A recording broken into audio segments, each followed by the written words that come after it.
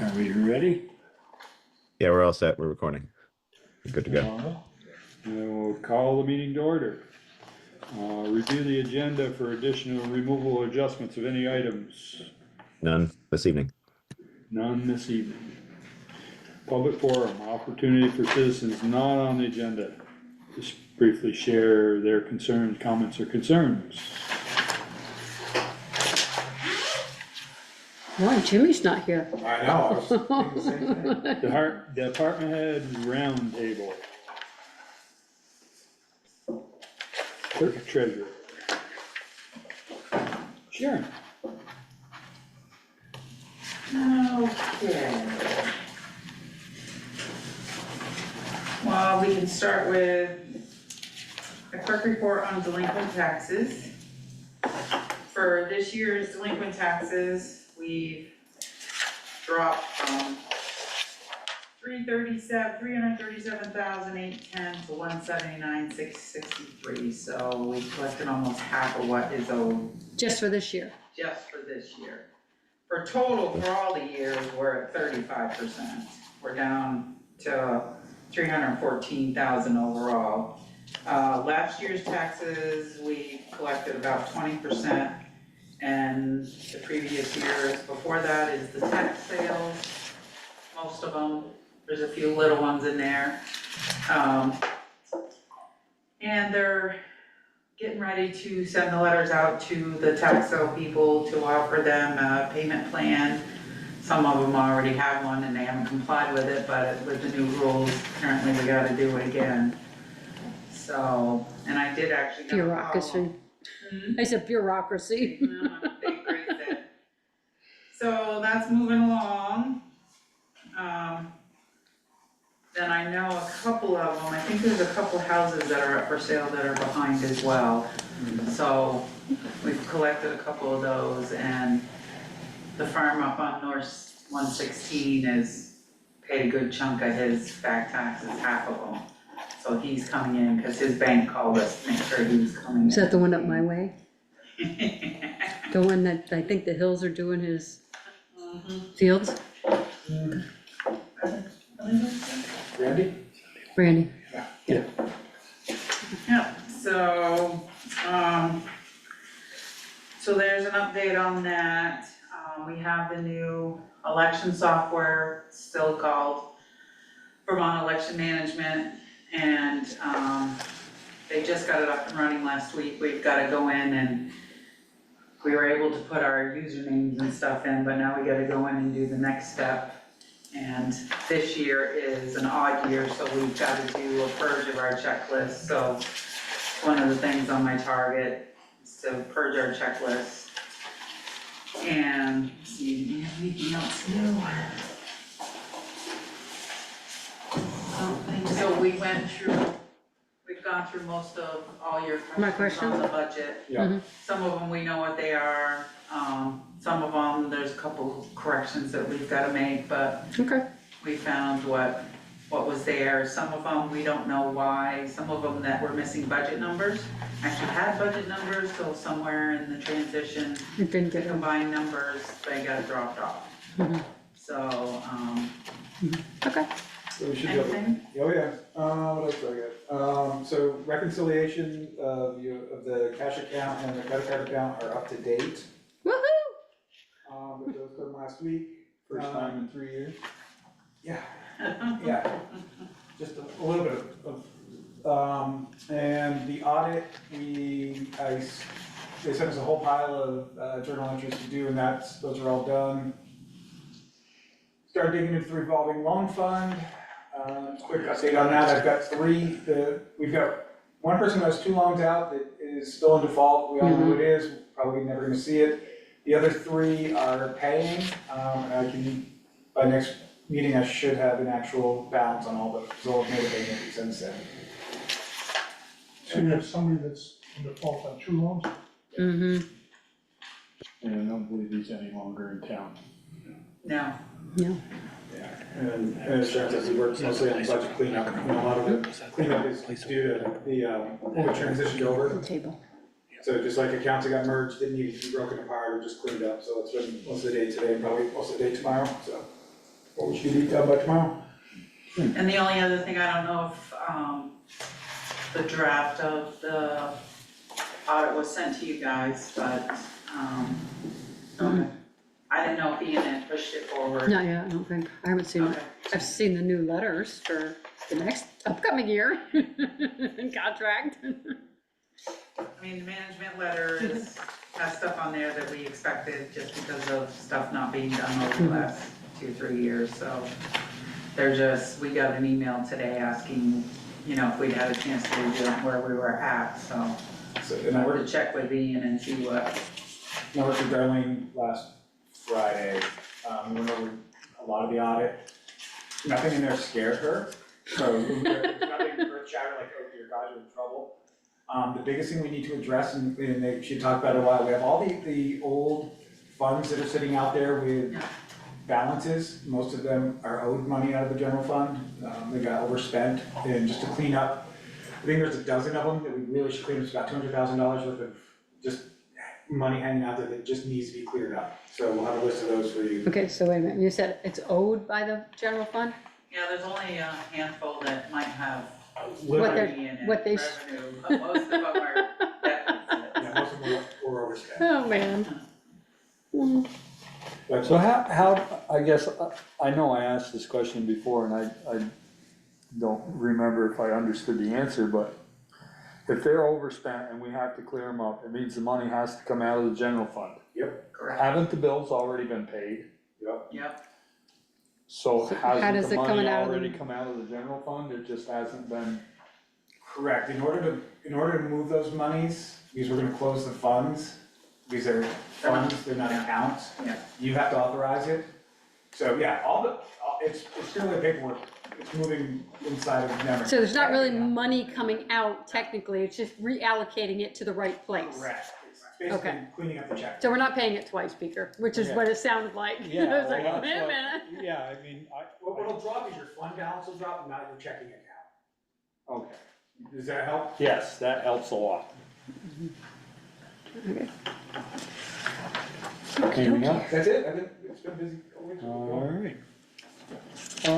Frida, you are up. Good evening. Good evening.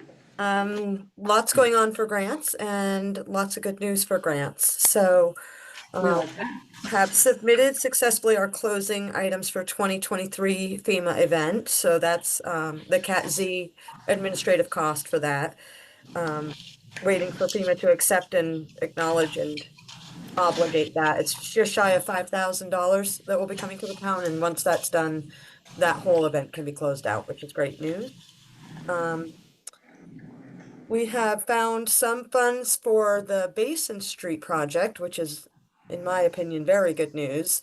So that is coming from AOT Structures, and we just took out one element of that project to apply those funds to, and that's the retaining walls. I think you might remember that grant summary sheet from a month ago or so.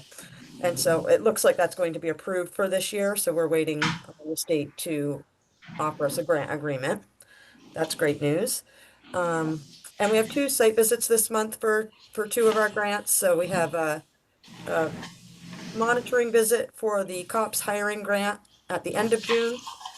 And we have a site visit for the LWCF funds that we applied for the skate park project, I believe on the 18th of June.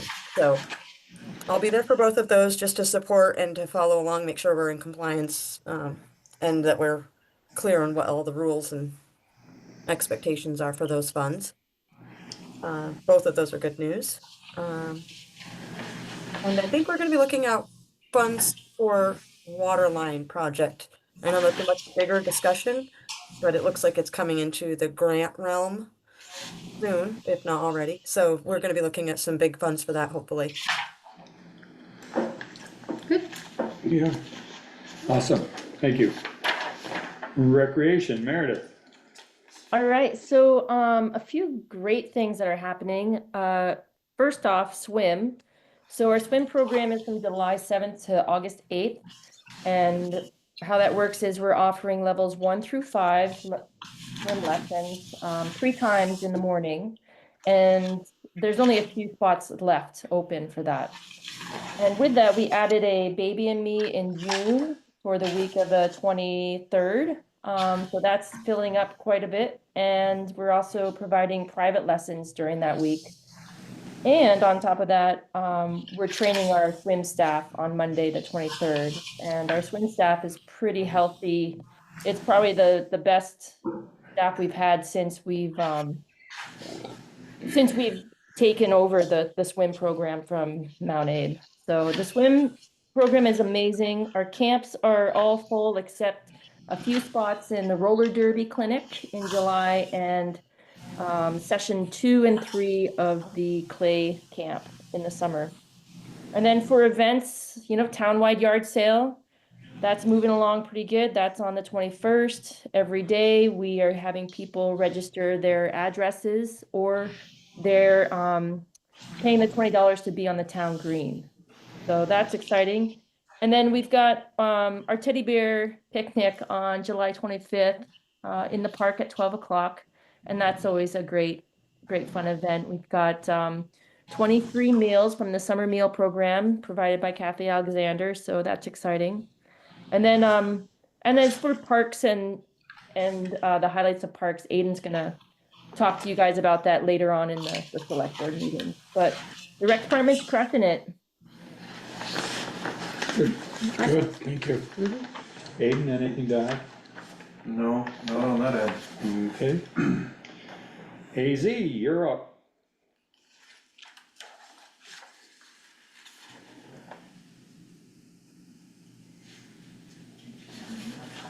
AZ, there you are. Hello. Sorry, I was not allowed permission to unmute myself. Sorry about that, Daisy. That's Ian wielding his power.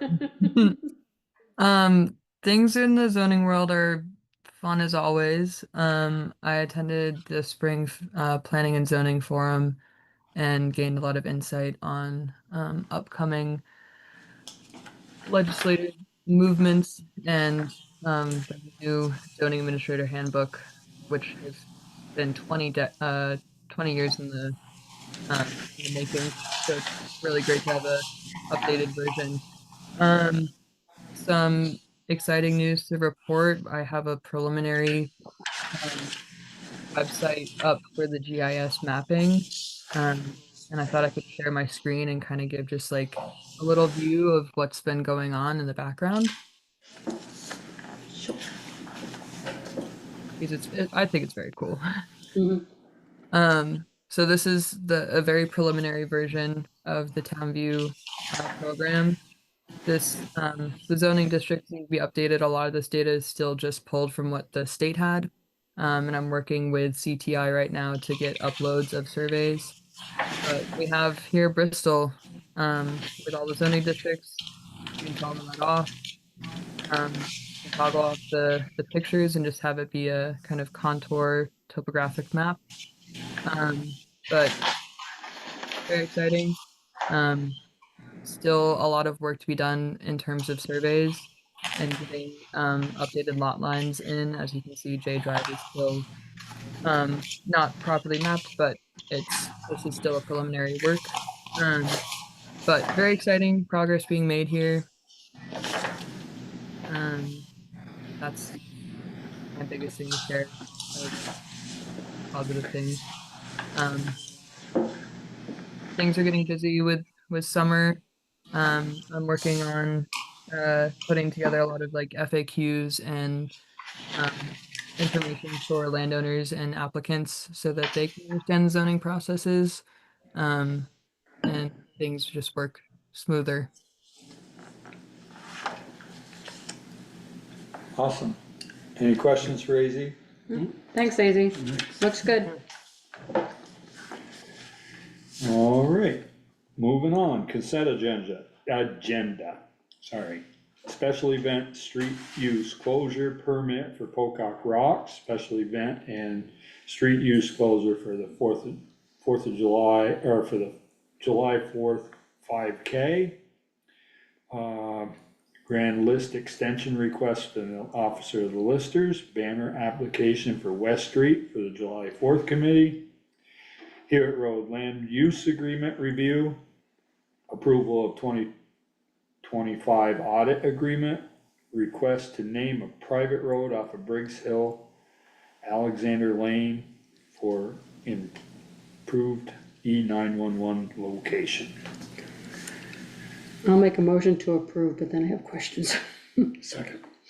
So I have a motion and a second. Questions? Okay, the approval of the 2025 audit agreement, okay, there were two agreements in there that I could see. One is for an asset list, is that right? And then one is for the audit.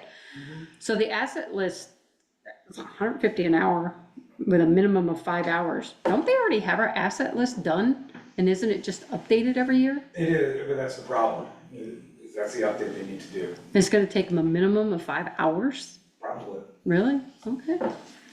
All right. Yeah, it's a little bit that both of those contracts are a little bit more than they were last year. Last year's were like 19,000 and something and 650, so it's bumped up a little bit.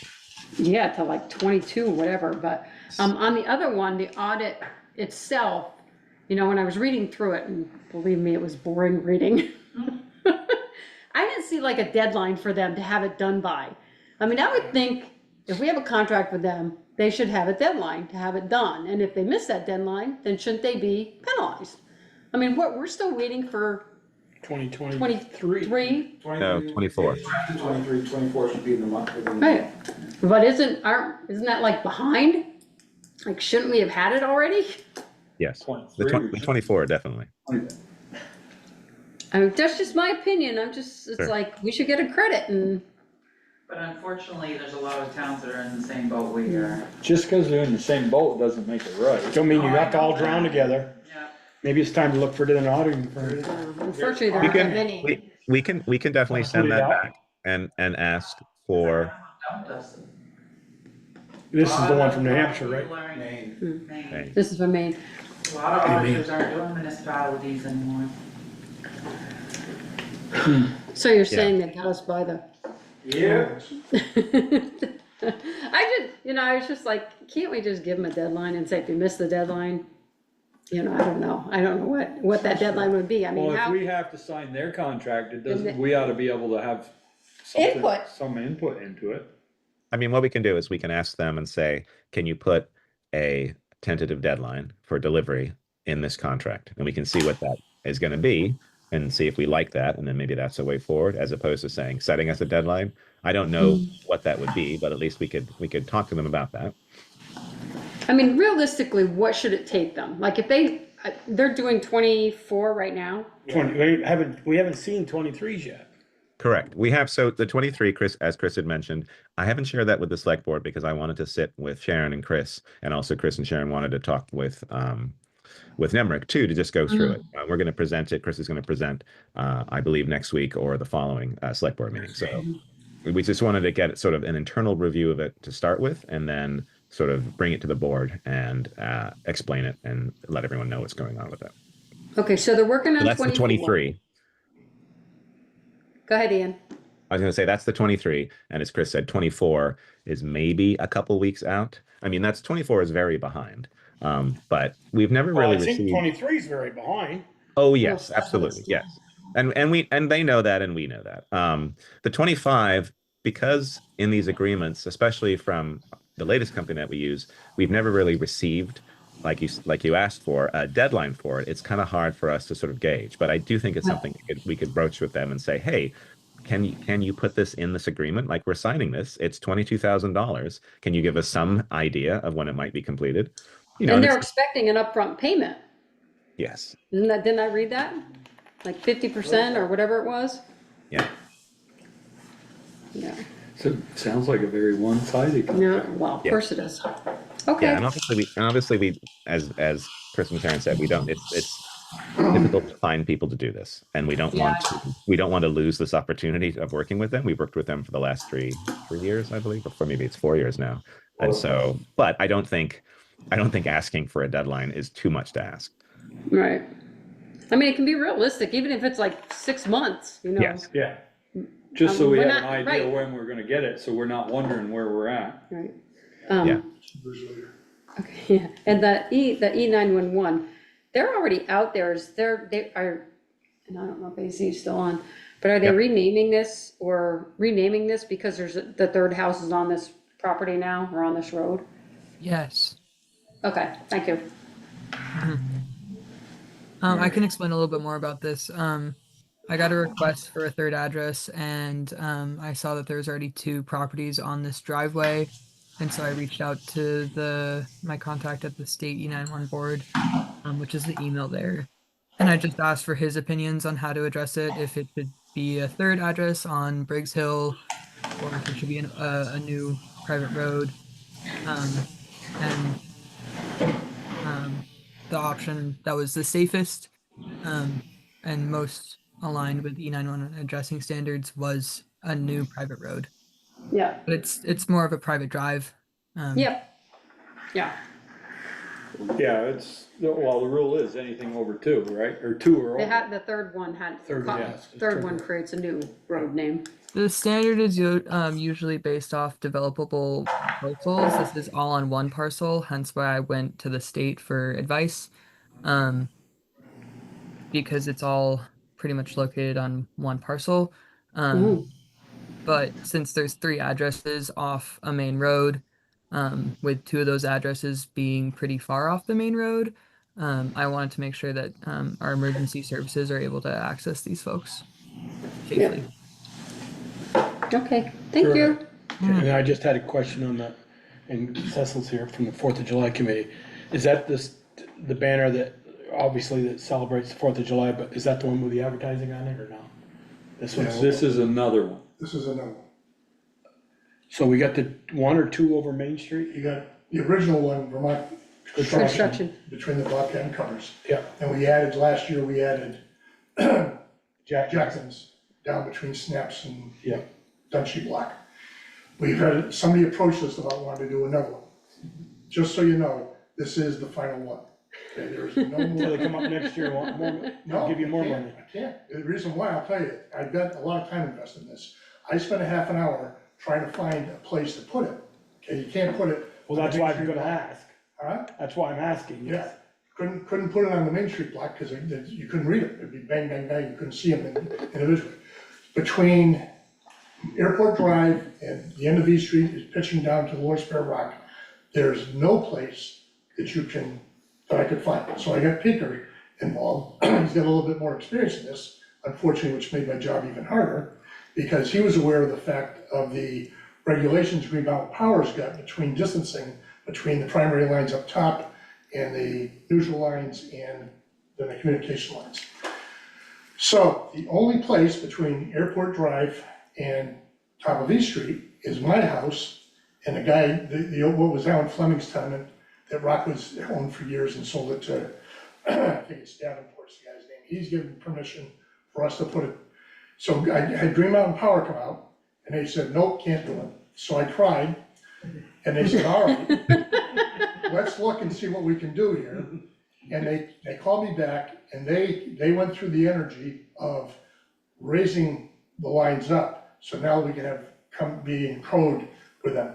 Well, what about the one where the high school puts? The high school used to put right over Right here at here. post office. Flags By the there. phone. Huh? Flags there. Flags there. Flags there. Oh, that's right. So we can't put one there. Is that why the school put theirs down by their entrance? Cause they didn't put it up this year, it's down by the school entrance. No. I think, I saw it. I think that they had problems with their banner last year. And, so I think it takes a beat up there.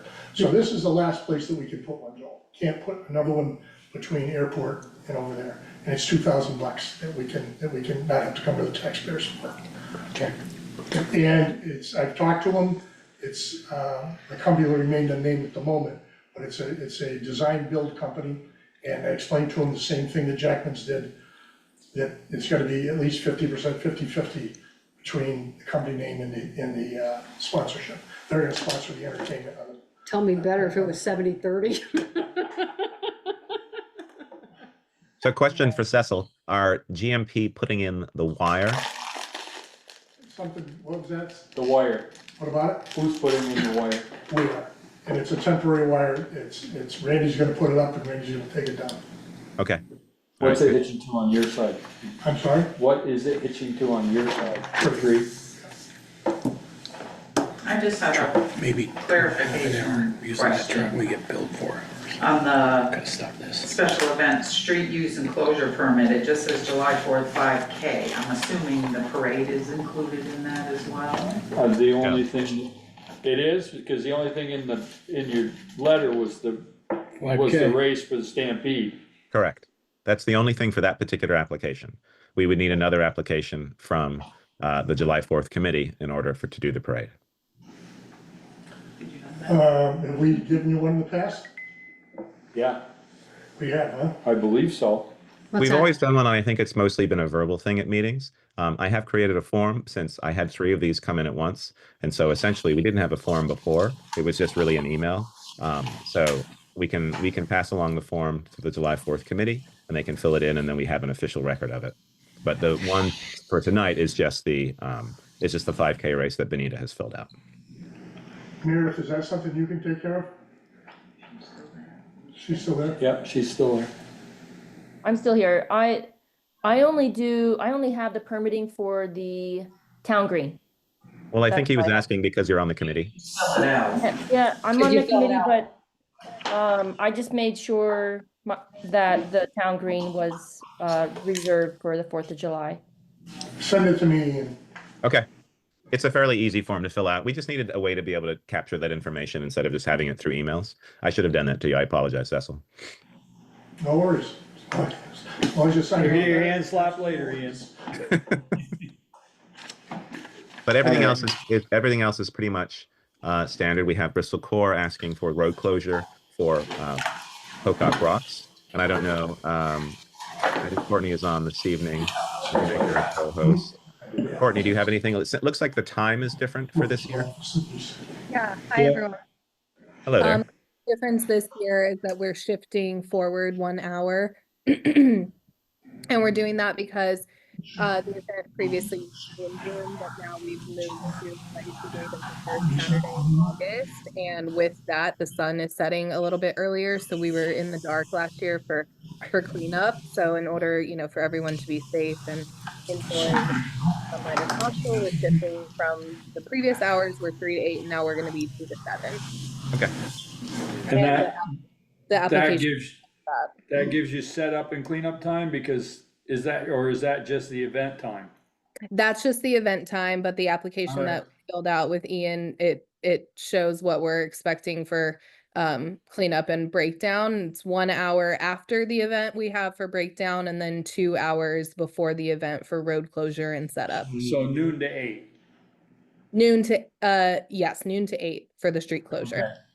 And the only thing that's happened in the past, and I don't know if it was an issue last year, but in the past, I know the bands have wanted to keep playing, and then the street they don't get picked up in time to open the street when we told people it's gonna be open back up. So you just wanna be aware of the fact that, 8 o'clock is when, 8 Yeah. o'clock, they need to be done. 8 o'clock, they've gotta be out of the street. It's a hard. It's 7 Yep. now. As a stage performance manager, it's a hard 8.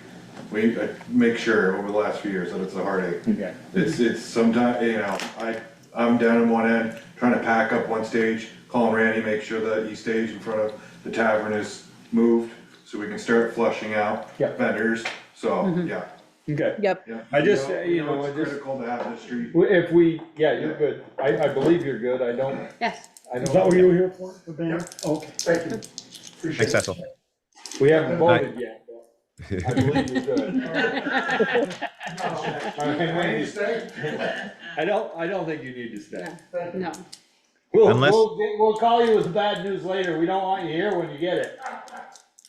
Unless they ran over time last year, which I wasn't aware of. There has never No. been a time when we have run over the 9 o'clock deadline of opening the street. It's always been open at 9 o'clock. I beg to differ. Yeah. I think. You the are first you year- are the you first- are mistaken. The first couple of years, because Okay, it was my then- trailer that was across the road and. That's a different era of Yeah. Yeah. management, so. Okay. Yeah, Well, I'm this just, is, Yeah, sure, historically, yes. Let, Yeah. let me preface that by saying when I was running core, we never ran over. Oh, that was the worst. Oh my God. Don't break your No, arm, pat we, yourself on the back there, boy. So, all right, so we're good with Any questions for Pocock? Mhm. No. Any questions for the 5K? Nope. Grand list extension for the Lister's office, we did not cover. Everybody good with that? The banner for West Street we covered. Hewitt Road land agreement. That was No the one that issues. was sent out to us Yep. between the Yep. farmer. Yep. Everybody's fine good with with that? it. Yep. All right. And a request for the private road off of. Yep. Okay, so all those in favor of the consent agenda signify by saying aye. Aye. Opposed, nay. Motion carried. Well, we are right on time. Regular business, hazard mitigation plan draft for 2025 LEMP draft review for approval. We All have right. Stephanie And and Michael, Michael. Yeah. come All on right. up. Hi, Stephanie. Thanks for joining us. And thanks, Mike, for being there in person. Just move it. I was gonna say, you could just move his hat. So we have two documents here to look at. Stephanie's been Wait a working minute, on. Ian, wait a minute. Okay. Are you good?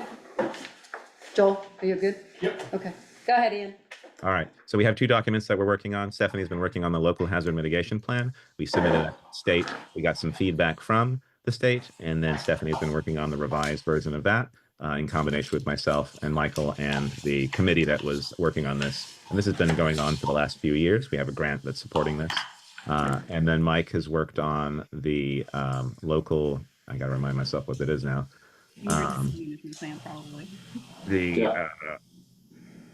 The LEMP. LEMP, Local Emergency Management sort of, Plan. Thank you. Sort of the contact list and the details detailing. So there are two different documents that we're going to talk about tonight. I don't know, Stephanie, would you prefer to go first? No, that's fine. Okay. Good evening, everybody. My name is Stephanie Magnan. I believe I was there a couple of years to present the update when Valerie was still there. So like Ian was saying, we've been working on this plan. We did submit it to Vermont Emergency Management, and they had some feedback because FEMA has some new requirements. So we made some modifications, and we submitted the updated draft a few weeks ago. So if you want me to go into any kind of detail on some of the actions that were identified, or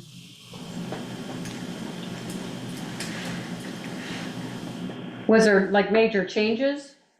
No, they just have these new requirements. A lot of it was making sure outreach was included.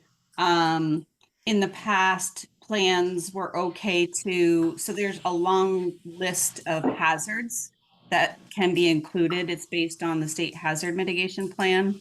And typically, the way it's been done in the past is a town will pick, say, a top 5 and then elaborate on that and then identify some work items that the town would like to work on in the next 5 years.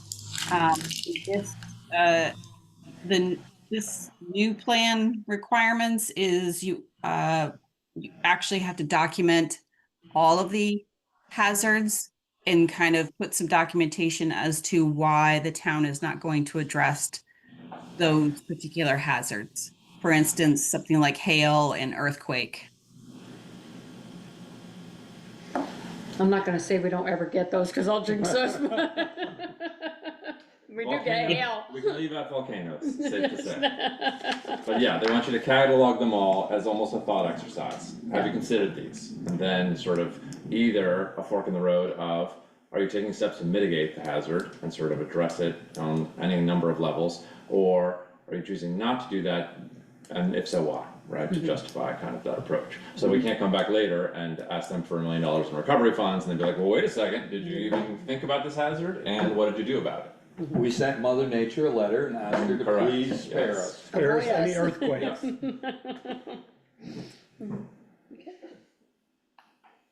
Yes, Yeah, so I didn't definitely even so. mention anything these days just because, I mean, I think, what was it, a few weeks ago, there was a hail event over in your area? Over in Essex got hit. There was PSAS hail here. Yeah. I saw PSAS hail right in town. Yeah, I didn't get any out of our way. But where did I see they had these like Golf ball. baseball I think size it's hail? Shaw. And I'm Yeah, going, they had some whoa. there. So we're waiting the final feedback and approval from VEM, from State Emergency Management, basically, is where this plan sits right now. So odds are good, they acknowledge receipt, so odds are good they'll make it through the next pass here, the final pass.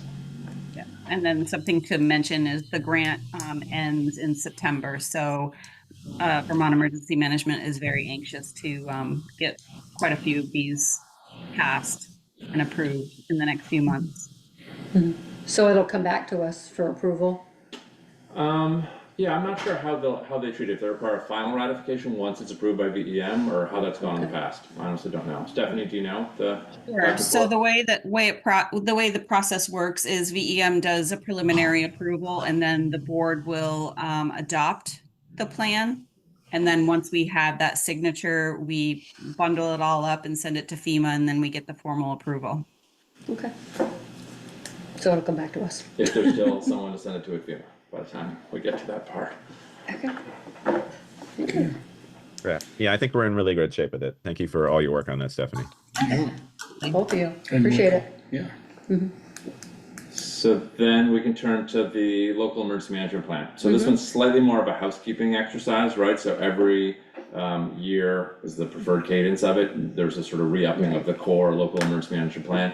VEM occasionally modifies the requirements for what shall be in that plan, but it has sort of a set of core elements. And so these are sort of the minimalist cookbook for, you know, what's your plan for an emergency operations center, this room, and who might staff it, and what roles might you consider fielding? Well, it's very situational. And sort of, again, a bit of a thought exercise to demonstrate you've considered a high impact and or prolonged incident impacting the jurisdiction.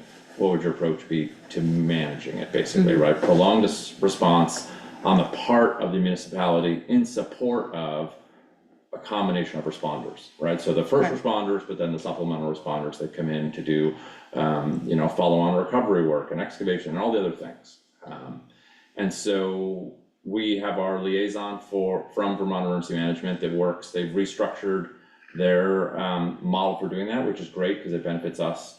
Now, instead of covering the entirety of northwestern Vermont, he covers just Chittenden and Addison counties. So we're actually got a better ratio of towns to support person. So he and I sat, met, reviewed this, and kind of filled in blanks. The biggest piece that I'll tell you is sort of changed or new is some increased interest and or pressure on the part of the state for local municipalities to really think about and try to achieve the minimums around sheltering.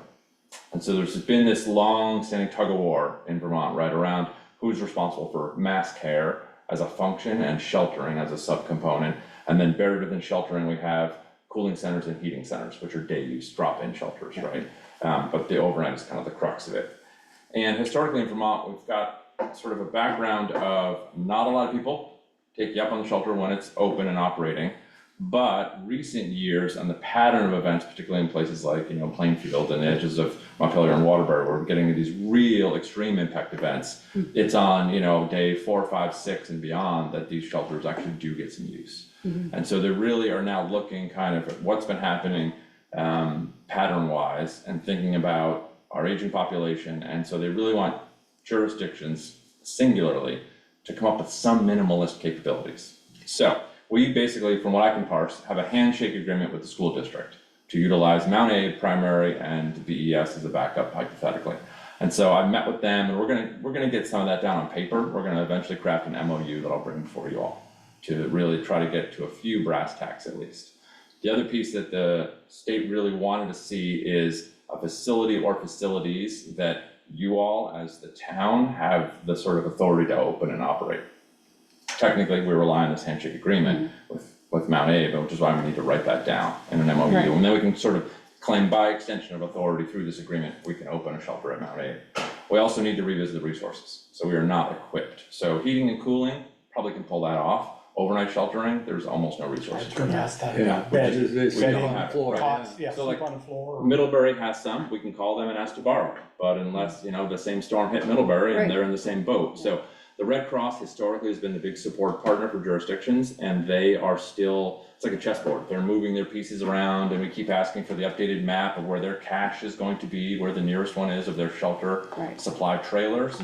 And as of a couple of weeks ago, they're still It really takes time too. does. And of course, yeah, so that's also why they'd like to see towns come up with some minimalist capability. What are they looking at for a minimum? Like 20 beds, 10 beds? Yeah, no number specified. And there's a lot of Okay, we can have 5. Yeah, 5 would be We got good, one. right? I mean, and so there's layers to it, you know, what proportion of our population in Bristol are, have enhanced vulnerabilities? Whether they're medical vulnerabilities and they're device dependent, like a home oxygen concentrator, versus, you know, a prolonged scenario where simply we have a swath of our community that's not habitable. Like think tornado level damage, right? Like it's just not habitable. There is nowhere for them to go. So there isn't a prescriptive number right now. And so we'll just work to build the capacity to what we all sort of feel is a reasonable extent.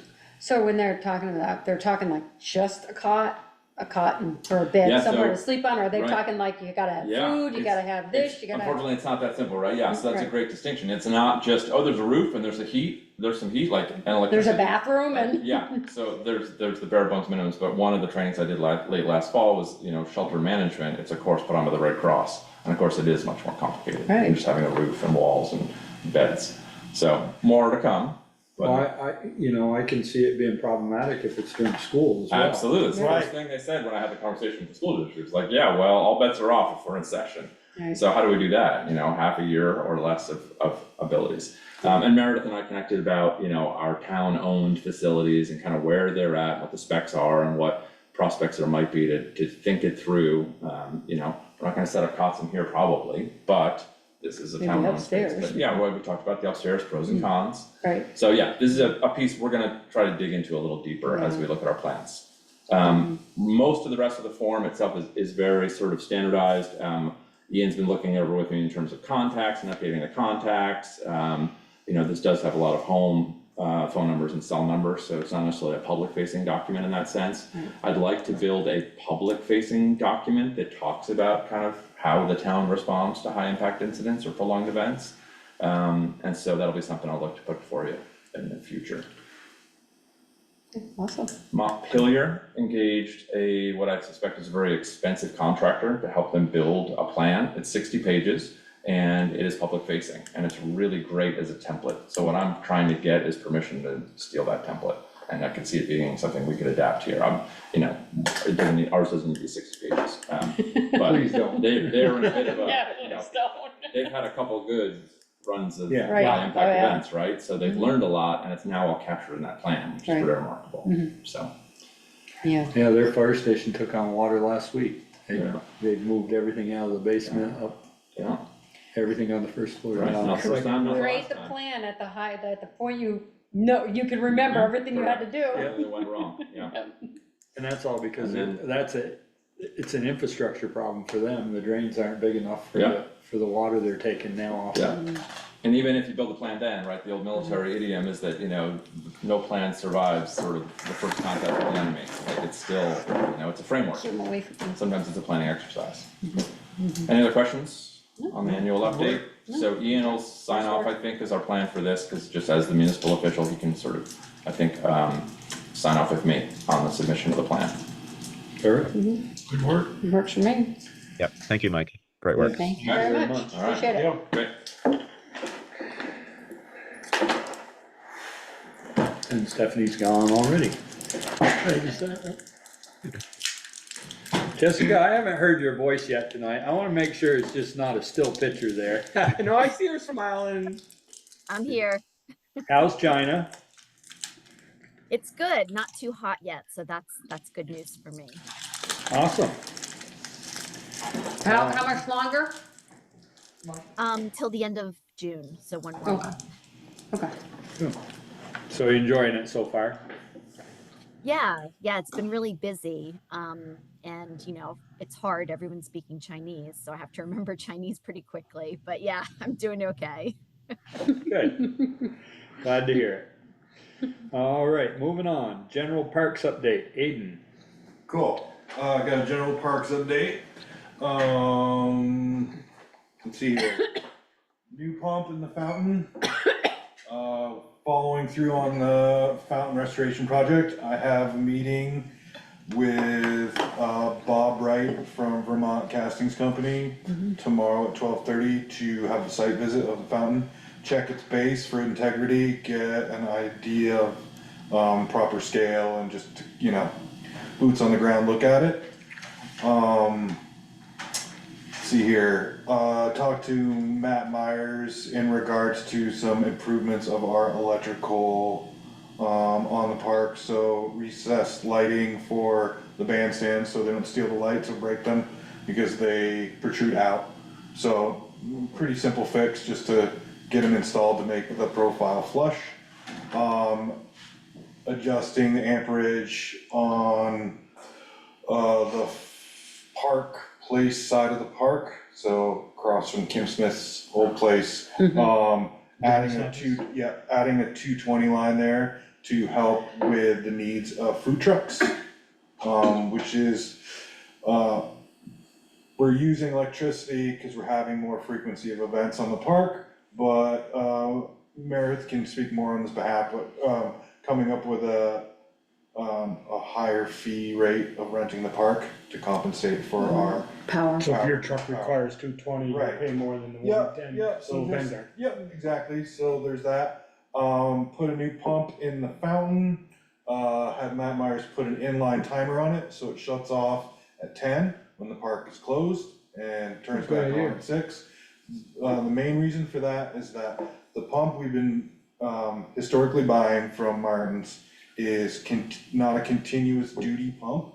It's not really applied for that application to run all day, all night, through 24/7 through the 5 months that we have the fountain on. So I called the company, long story short, they're like, yeah, it'll most likely burn out, but if you shut it off every so often, you can kick that can down the road a little bit longer. But they have a pump that's about the same price, like $160, which is a submergible fountain pump that is rated continuous duty. Even with continuous duty pumps, you still should shut them off, because nothing's meant to run forever. So just working out the kinks on that. The bigger request here at the select board meeting is Ian if you can draw it up for me, it's regarding Sycamore Park and our river access. And that action is working with John Swepson, our town arborist, to open, and our public works, and I've already tapped Eric about this, and we did a walkthrough of the accesses, the two that we have at Sycamore Park. So the green line is what it looks like right now. And originally that shoreline used to come out a little bit more, but now that actual posted path dumps out into the river. And really, a lot of it has to do with fallen trees and people making their own footpath. So as you see that first switchback there, that actually used to run more parallel to the shoreline, but it doesn't anymore. So what we need to do is, there's not a huge amount, there's no huge trees that need to be dropped. We need to use the guide of the original path to open back up accessibility to that shoreline for the width of an emergency vehicle if there were to be a serious emergency. That upper path is the posted one. The lower path is what people use now, which is again serpentini and switchback-esque coming through. I walked both those paths with Eric, and we suggested that we cut down all the small brushes, a lot of honeysuckle in there, just a lot of that stuff that can be taken out of the deck. Anything larger, John Swepson would come in with me, and we'd have a day and a half of work of saw. Isn't that where all the knotweed is? Yeah, it's all enveloped in knotweed, but if we're proactive about it and we take out what we need to in terms, and like again, no large trees will be taken down. There's just a lot of like widowmakers and snag trees that are probably maybe 10 inches or less.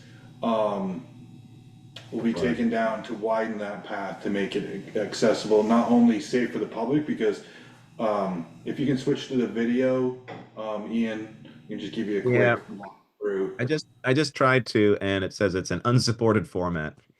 Ugh. Yeah. Anyways, Could that be?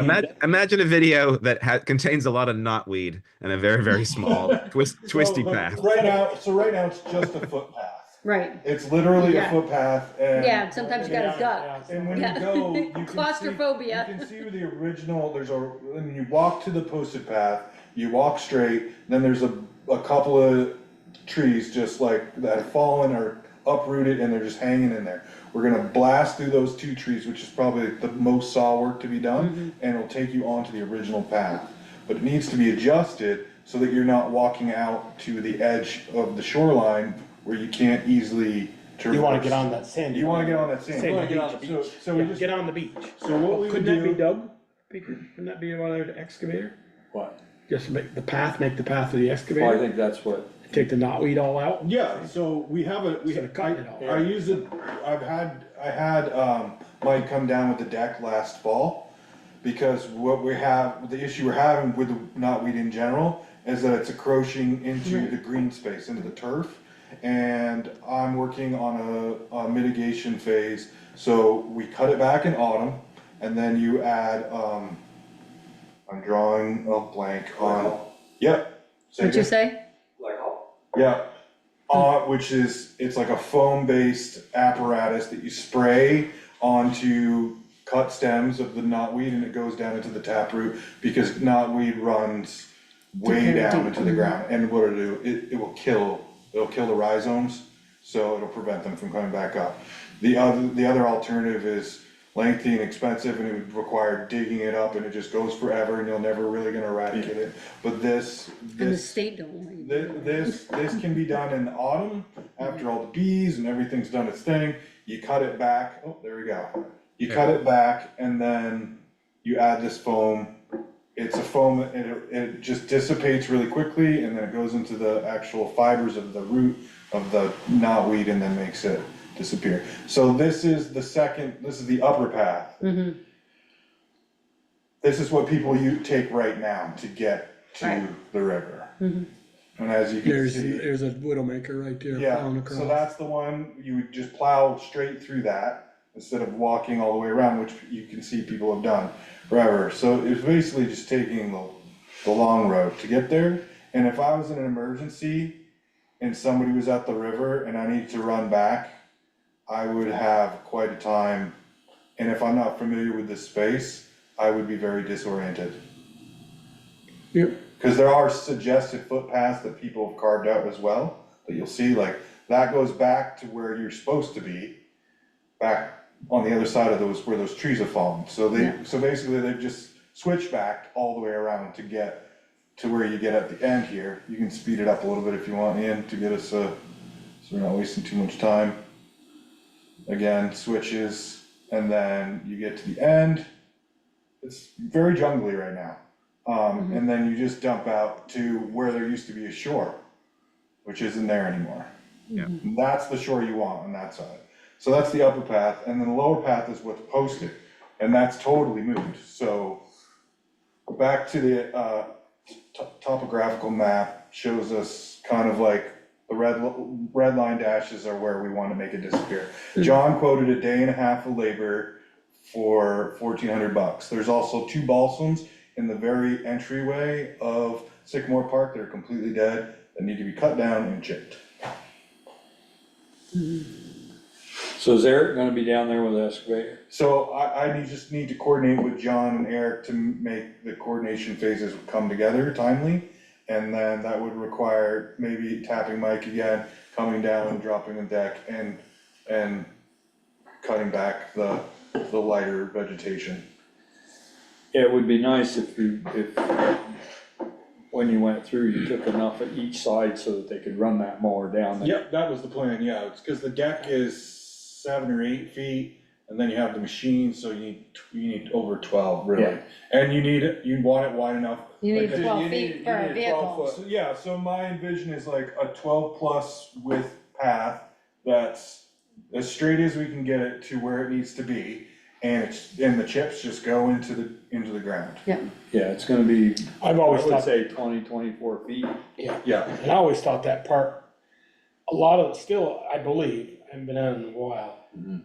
Like, where Scott Manning's old house was, the foundation, The hole is still there, The there's no hole's- foundation. no, there's no foundation. There's a water heater back there. I And found a water you know, heater those back types of there. things, I would like to see filled in, that could be a lot more, a beautiful park. You're just in Yeah. time, John. John, Oh, just in time, man. Wait, That water heater came, 4 probably minutes came from Lincoln. 4 minutes late. Sorry. it's all right. No, you're good. Just I was just kind of giving them the gist of our work scope that we talked about and what your, kind of what your quote entails, but you can speak on behalf of what your work scope and quote was and. Sure.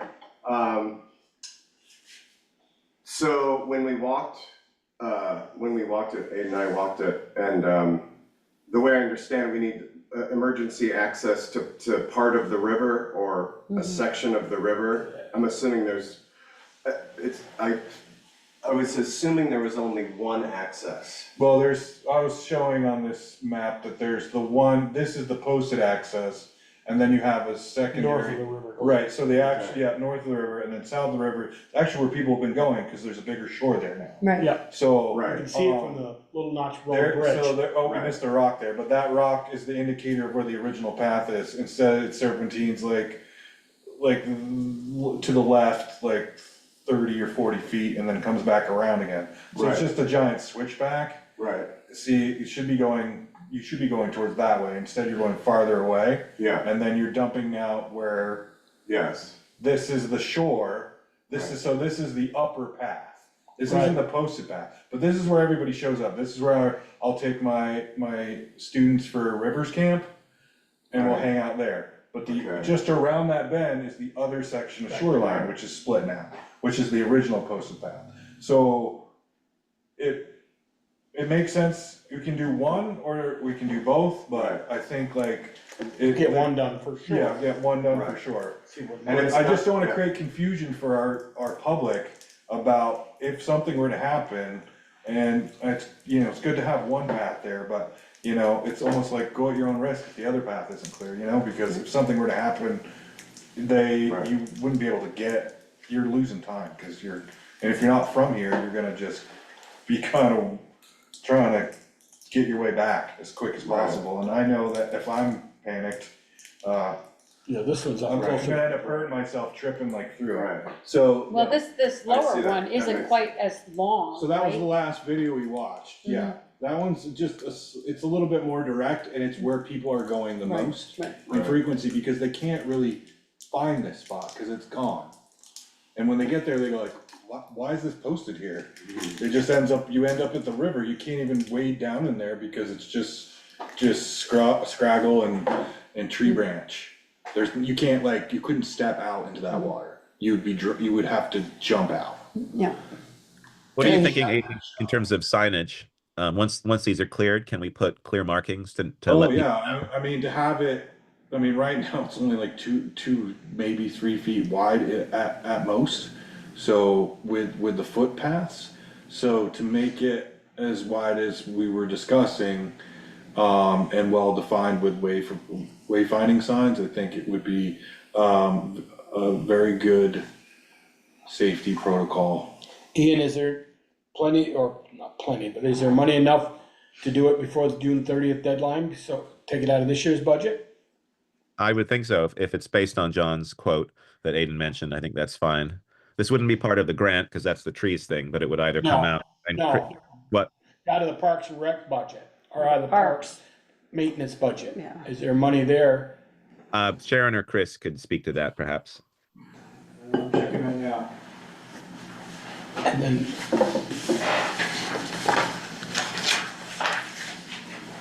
Yeah, it's not a tremendous amount of money, so I have a feeling it is there. Yeah, it's from the tree perspective, there's not a lot of tree work. Yeah. The access perspective is challenging, cause I wanna be able to get my chipper in there so that we can deal with, it'll just be you're easy. just chipping the trees though, not weeding. No, No, that, you come down with the John Deere and drop a deck. Right. But we need to be able to get there. I think the deck can only take things that are like 3 or 4 inches and under. That's a little bigger than what. Okay, well, that's what I've been, Two would that's be what fine. I've been seeing, but, So, okay, maybe not.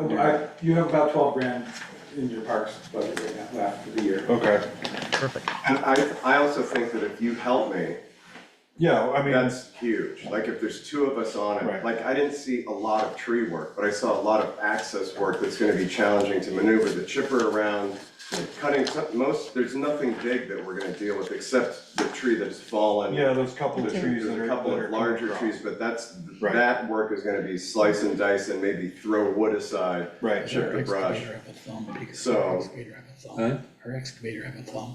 Yeah. What if he went and cut it all, then they brought it out in a two-stage thing, brought it all out to the edge Are you looking of at the using, parking lot?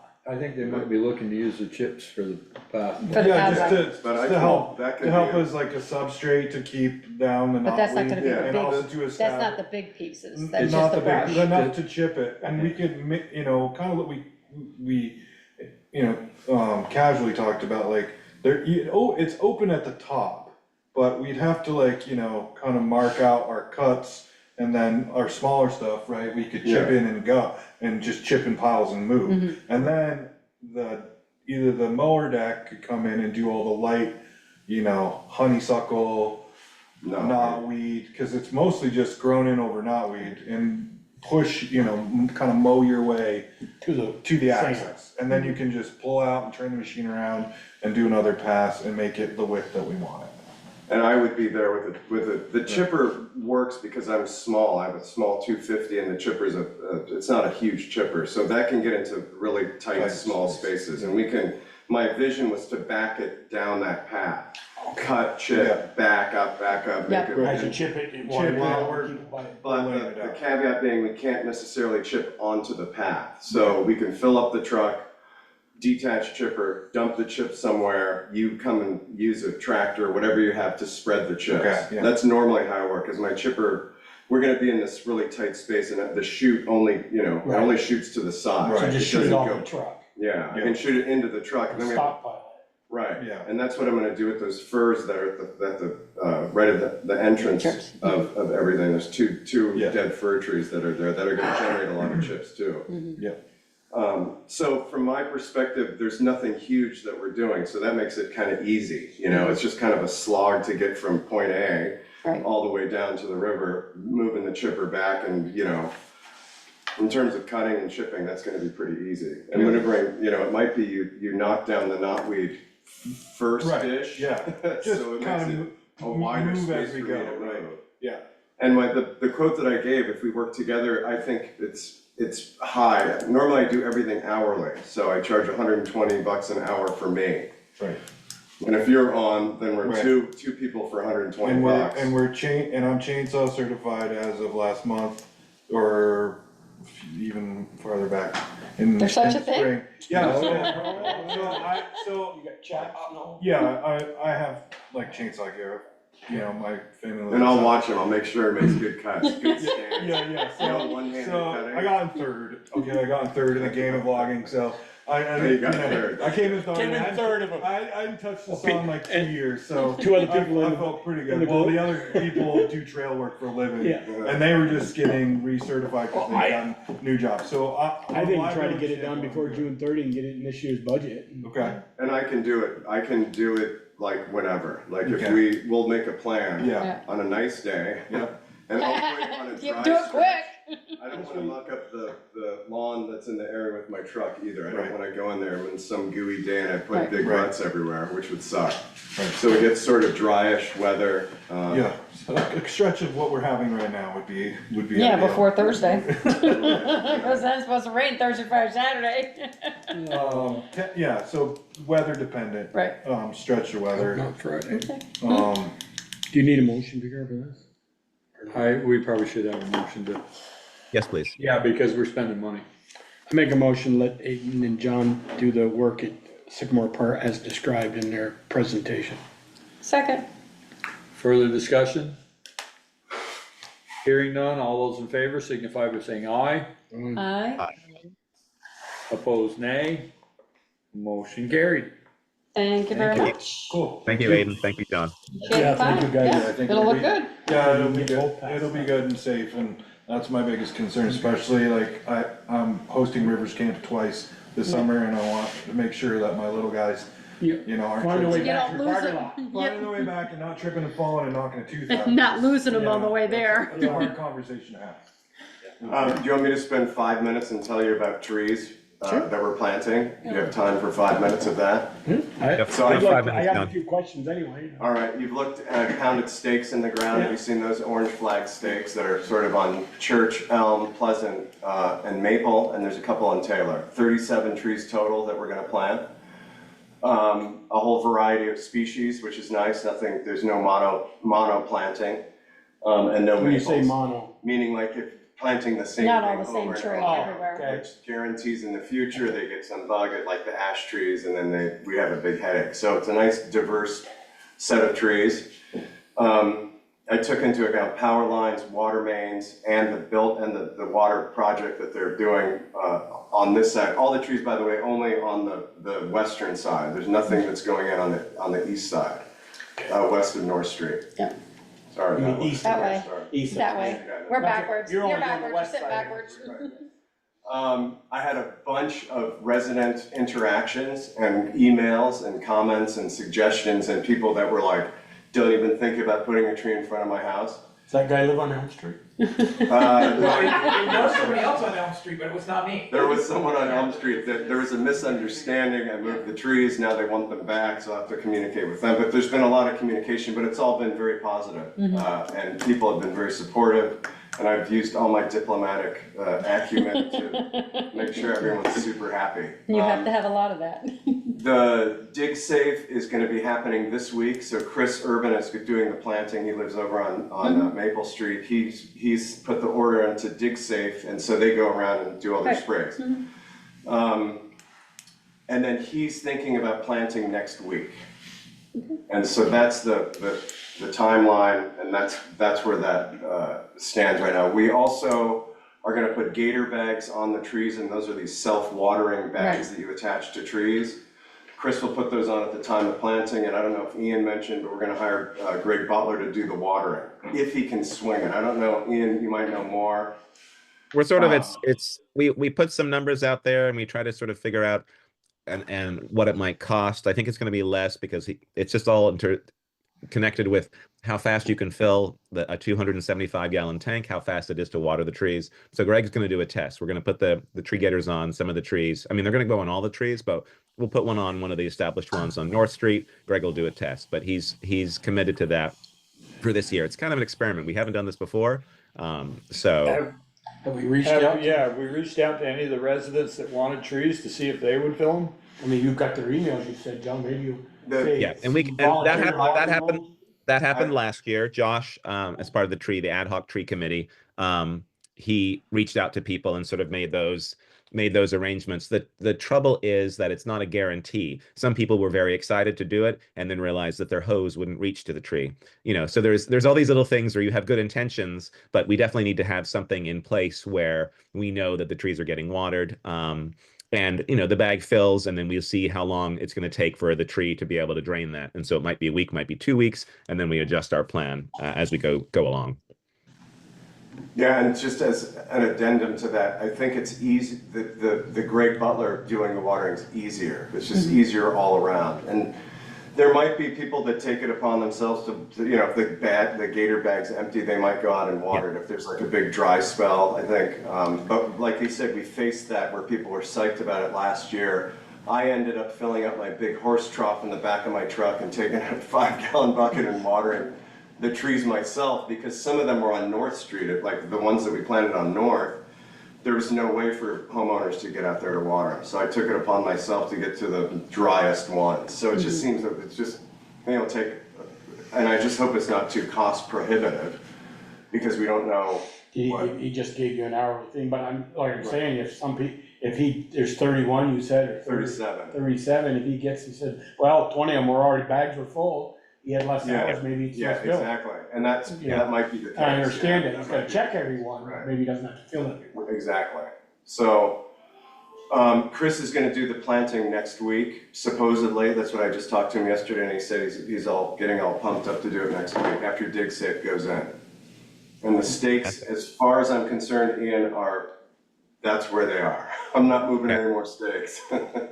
No, we've had very good feedback from residents, and even residents who had concerns, we've reached out to them. I could have been better in terms of doing a little bit more initial outreach through Front Porch Forum to let people know. But John and I are crafting some information that we'll post hopefully this week if I start feeling better, to be able to get it out there and let people know what's going on. Right. Great. Thank you, John. Awesome. Thanks, John. Perfect. Thank Thank you. you. Appreciate it. Thanks. All right, we are gonna move on to the public hearing for Water Good and night. Sewage District. Night. Thanks a Annual lot. meeting. See ya. Thanks, Aidan. Thanks, John. Start with review and approval of Look at that, operating Beaker. 8:10, right? capital on. budget.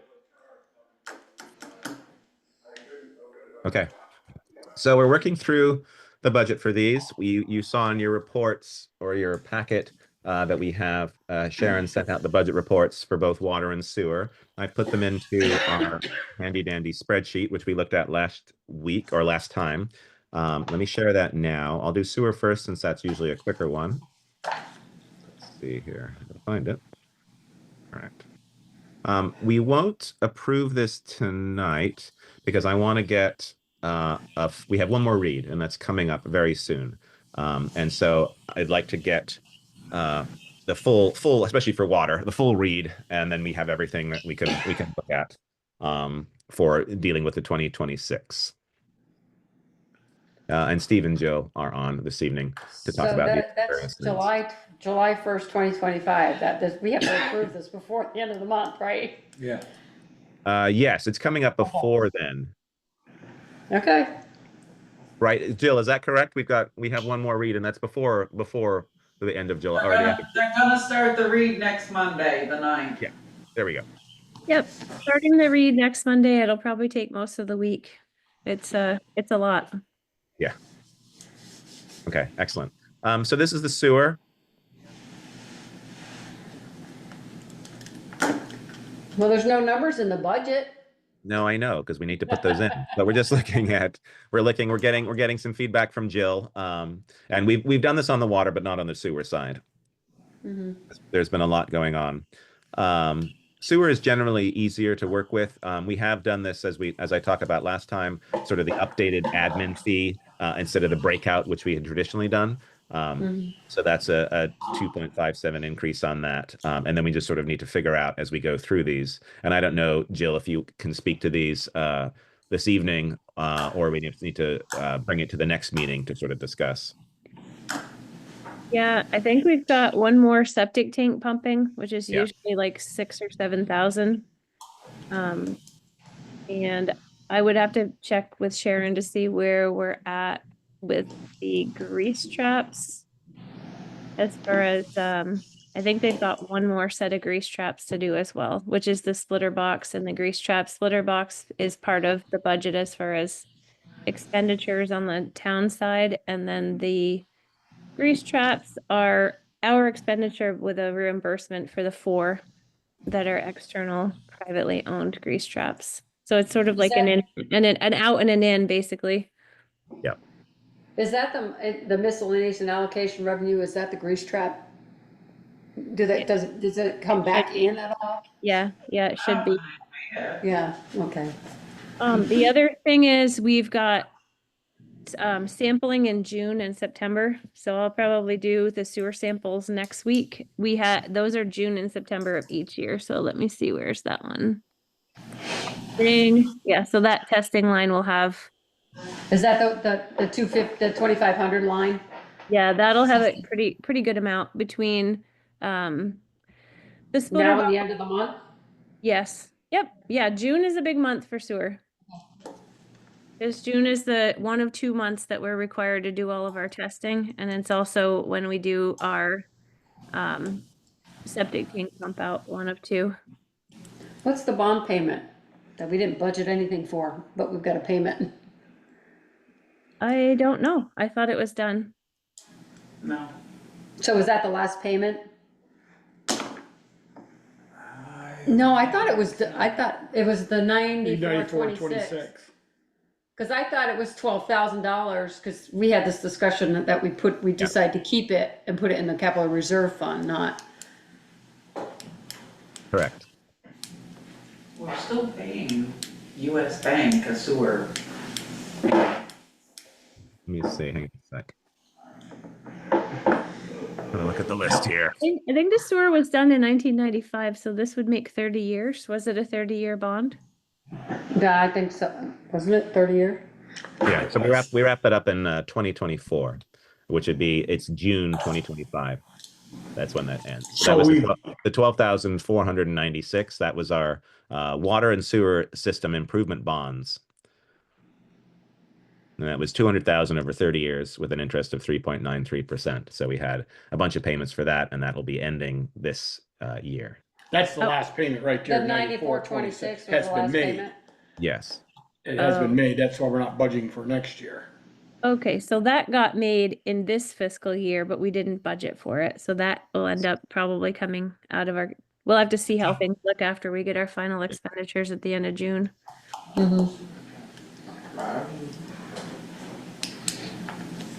I mean, I thought we budgeted for it last year, but moving forward, we were putting a 12K I thought so too.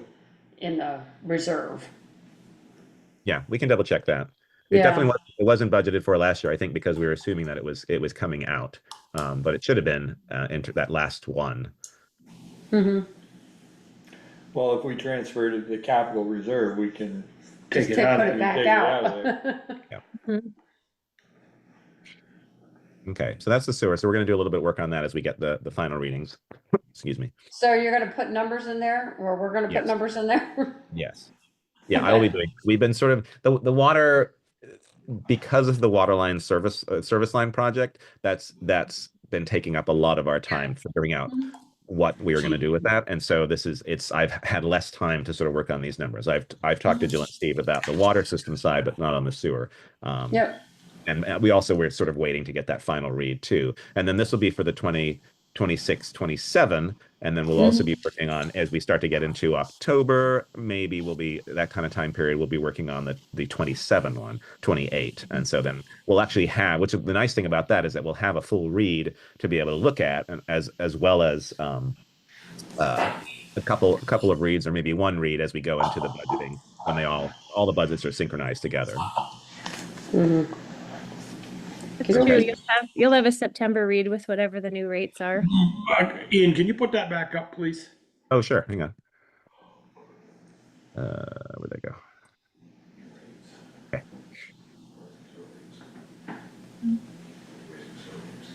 I'm just adding a couple of things here.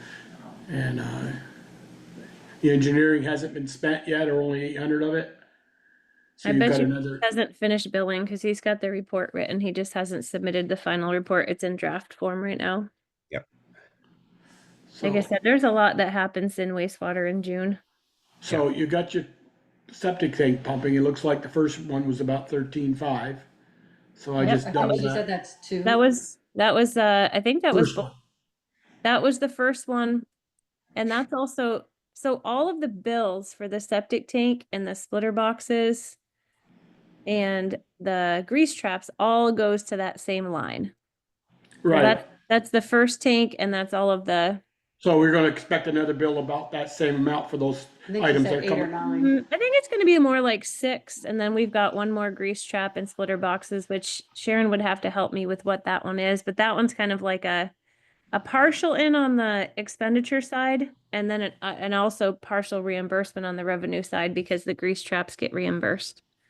Well, what I'm saying is, as of today, or 5/1, or as of May 1st, we are about 24,000 under budget for that. So that's a good thing. It is a good thing. But it's so just we really besides inaccurate. the pumping and the engineering and things and a few other things, the grease traps and all that, we should be pretty good, finish the year out with no surprises. Yeah, I don't think there should be any surprises. I still think we'll be a little We bit. don't have to clear land anymore and chip it all and fix the landscaping down there or anything. But I'm just wondering, we had some things you said that didn't get done. Yeah, You I had know. the locks you did last year on the tank covers, Yep. correct? Those are great because everything's keyed the same now. So there's not a bunch of different keys to a bunch of different things. So that's super nice. But didn't you bring us to our attention something about in the bottom, the brick or something was getting Oh, that got fixed. Yeah, that we Okay, remortared. that got fixed then. Yep, we remortared and rebuilt. That's the effluent structure to the septic tanks. That was totally falling apart. That was done last year. All right. Yeah, Okay. so I think in Steve's report he wants more trees cut, and a little bit more other landscaping stuff, but that's not going to get done in June. And we'll talk through with you guys which things you want to proceed with or recommendations that you guys can choose how you want to move ahead with. Okay. I don't want any more surprises. Onward, Ian. All right, let's see here. So let's go and switch to the water budget. Let's take a look at that.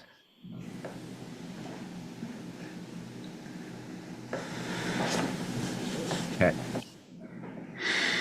All right. So this actually it's actually this. The most recent period 11. Not 5.1. I just hadn't updated that, but these numbers are updated.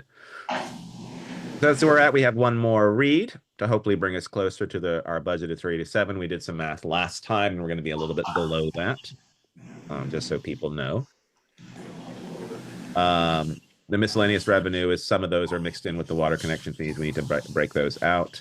We've got our new admin fee structure, as I mentioned, same as the sewer. And then Jill and I and Steve, we put some numbers in here as we went through. We're going to take out training since all that's sort of done separately, and we haven't really used it over the last few years.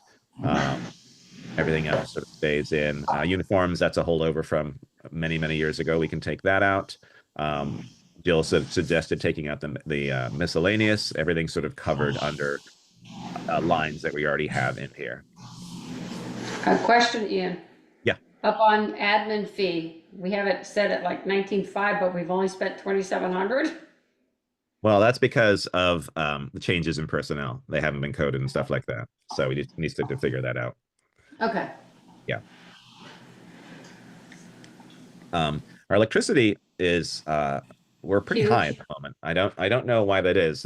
I've started digging into. Sharon gave me access to the Green Mountain Power accounts. We have them all. When you log in, you can look at every single account we have, and we have a lot. But you can dig down and you can see what our energy usage is for the pump house. And so I need to talk to Steve and Jill about that to just see the idea of the VF. Some of it's solar.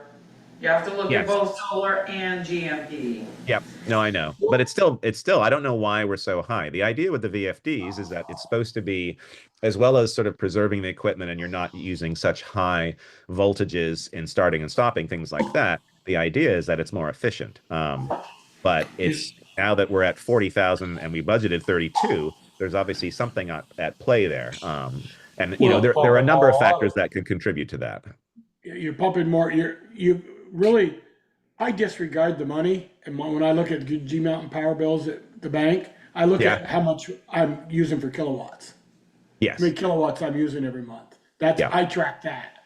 Then I know, okay, I'm wasting electricity somewhere. Yeah. Because they've had rate increases, there's no doubt about it. That's true, yes. So look at your kilowatt. Yeah, that's Look something at your kilowatt and say, boy, we are using more kilowatts. And as Peter said, you're pumping more water. Yeah. No, it is true. Because we got holes in the ground. Right. So Are we supposed to be fixing them? Yeah.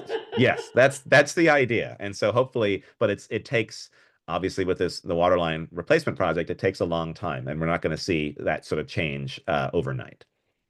So we looked at this. Jill and I looked at numbers that were lower than 40,000 in that column D, and so we put in 40. But you can see that we're actually over. We're at 40,500. You got one more read. Yes. So we've got one more month of this, and so we might be at 45, perhaps. I'm not sure. So we might want to bump that up a little bit. That's pretty depressing. Yes. I mean, hopefully, you know, as Sharon mentioned, we do have the solar. It's only 10% of the solar field that we're connected to, but we do have opportunities, hopefully, in the next few years to be able to build facilities like the new public works facility that would have fairly large buildings with very large roof space, and we could put solar on there. And generally, that's not going to help your water. That's not going to help your water department, though.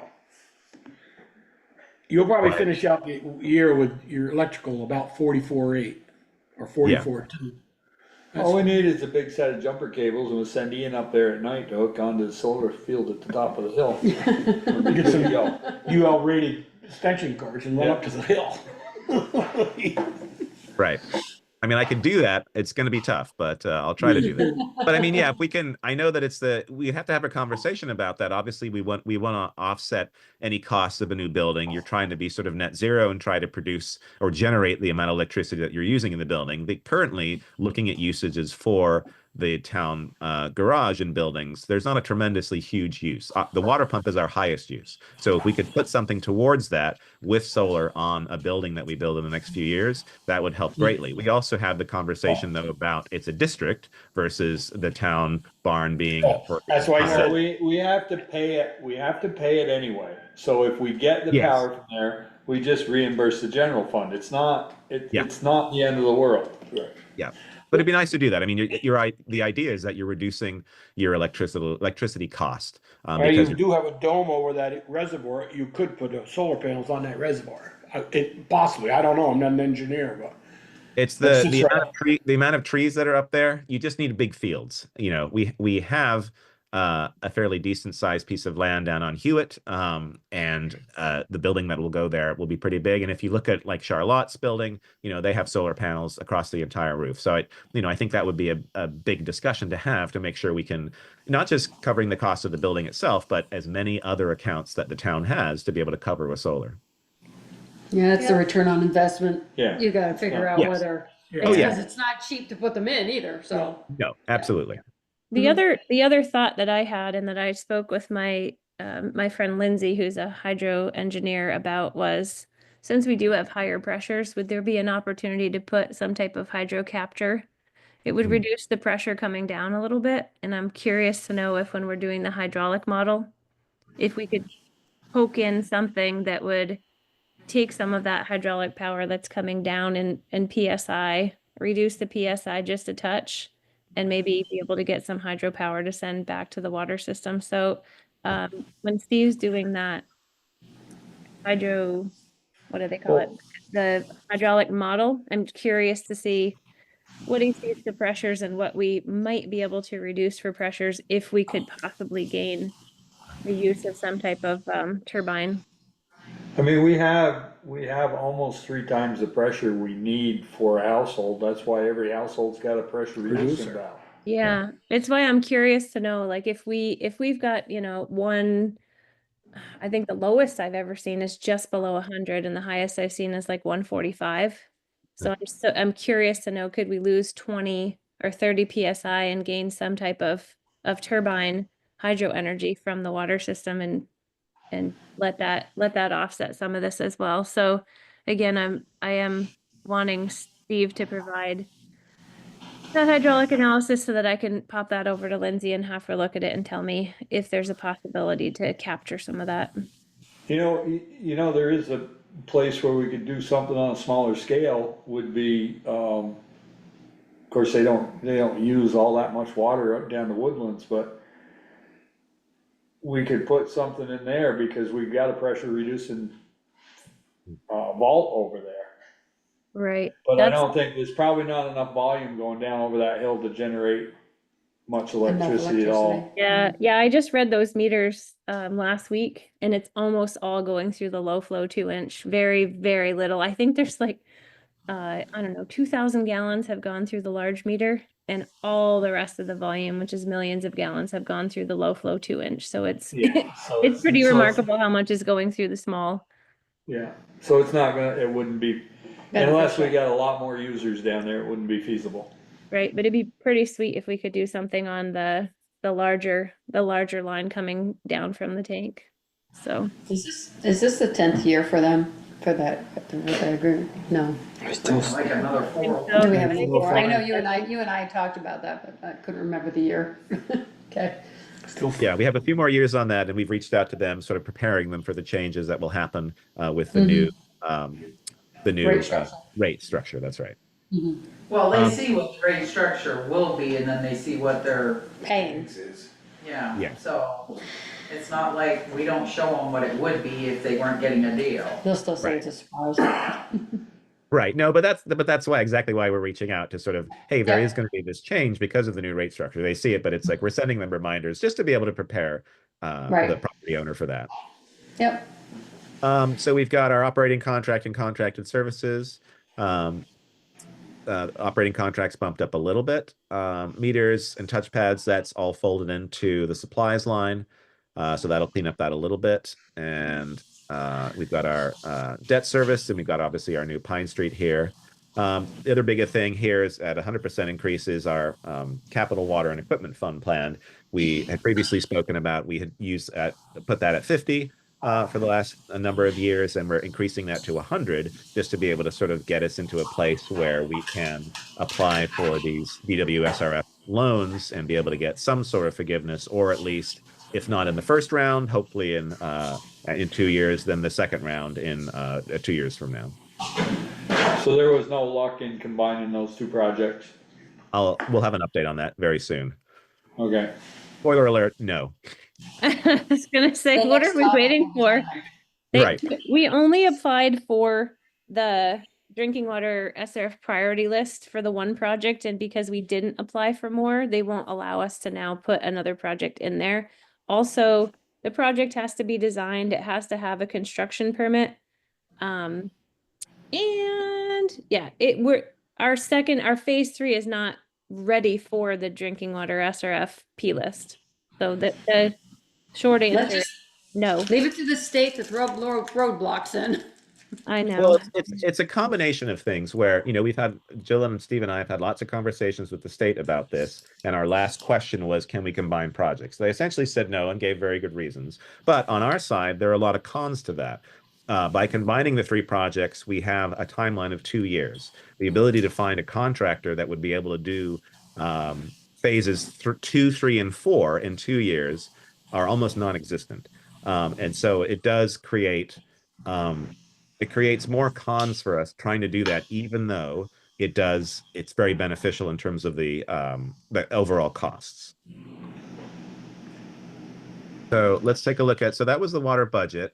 Let's do a quick jump into the water department capital fund, or the capital projects and funding sources. Let me share that. So we've been updating this a lot, excuse me, as we go ahead. The state is still looking for some details for us. Can you make that bigger? Sure. Here again, I asked for a piece of paper so I could read what's up on the screen because we can't see it. I know. I would have gotten you something had I been able to be in there today. I can go to the printer right now. You can send it to the printer. Yeah, I don't think that. No, I know you can't. Let me go back. I How's did that? also ask Ian, the reserve balance that I had at the end of last fiscal year was like 350,000. Yes, So this I is did ask why- using the 2023 reserve fund balance that's in our audit, and we're still working through because of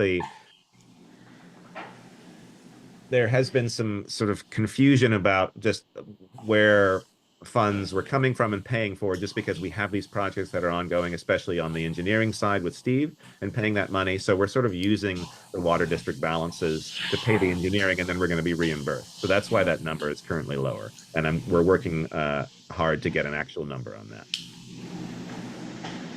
So this is our water department. This is our capital improvements project spreadsheet. And so we have our reserve expenses, and here we are.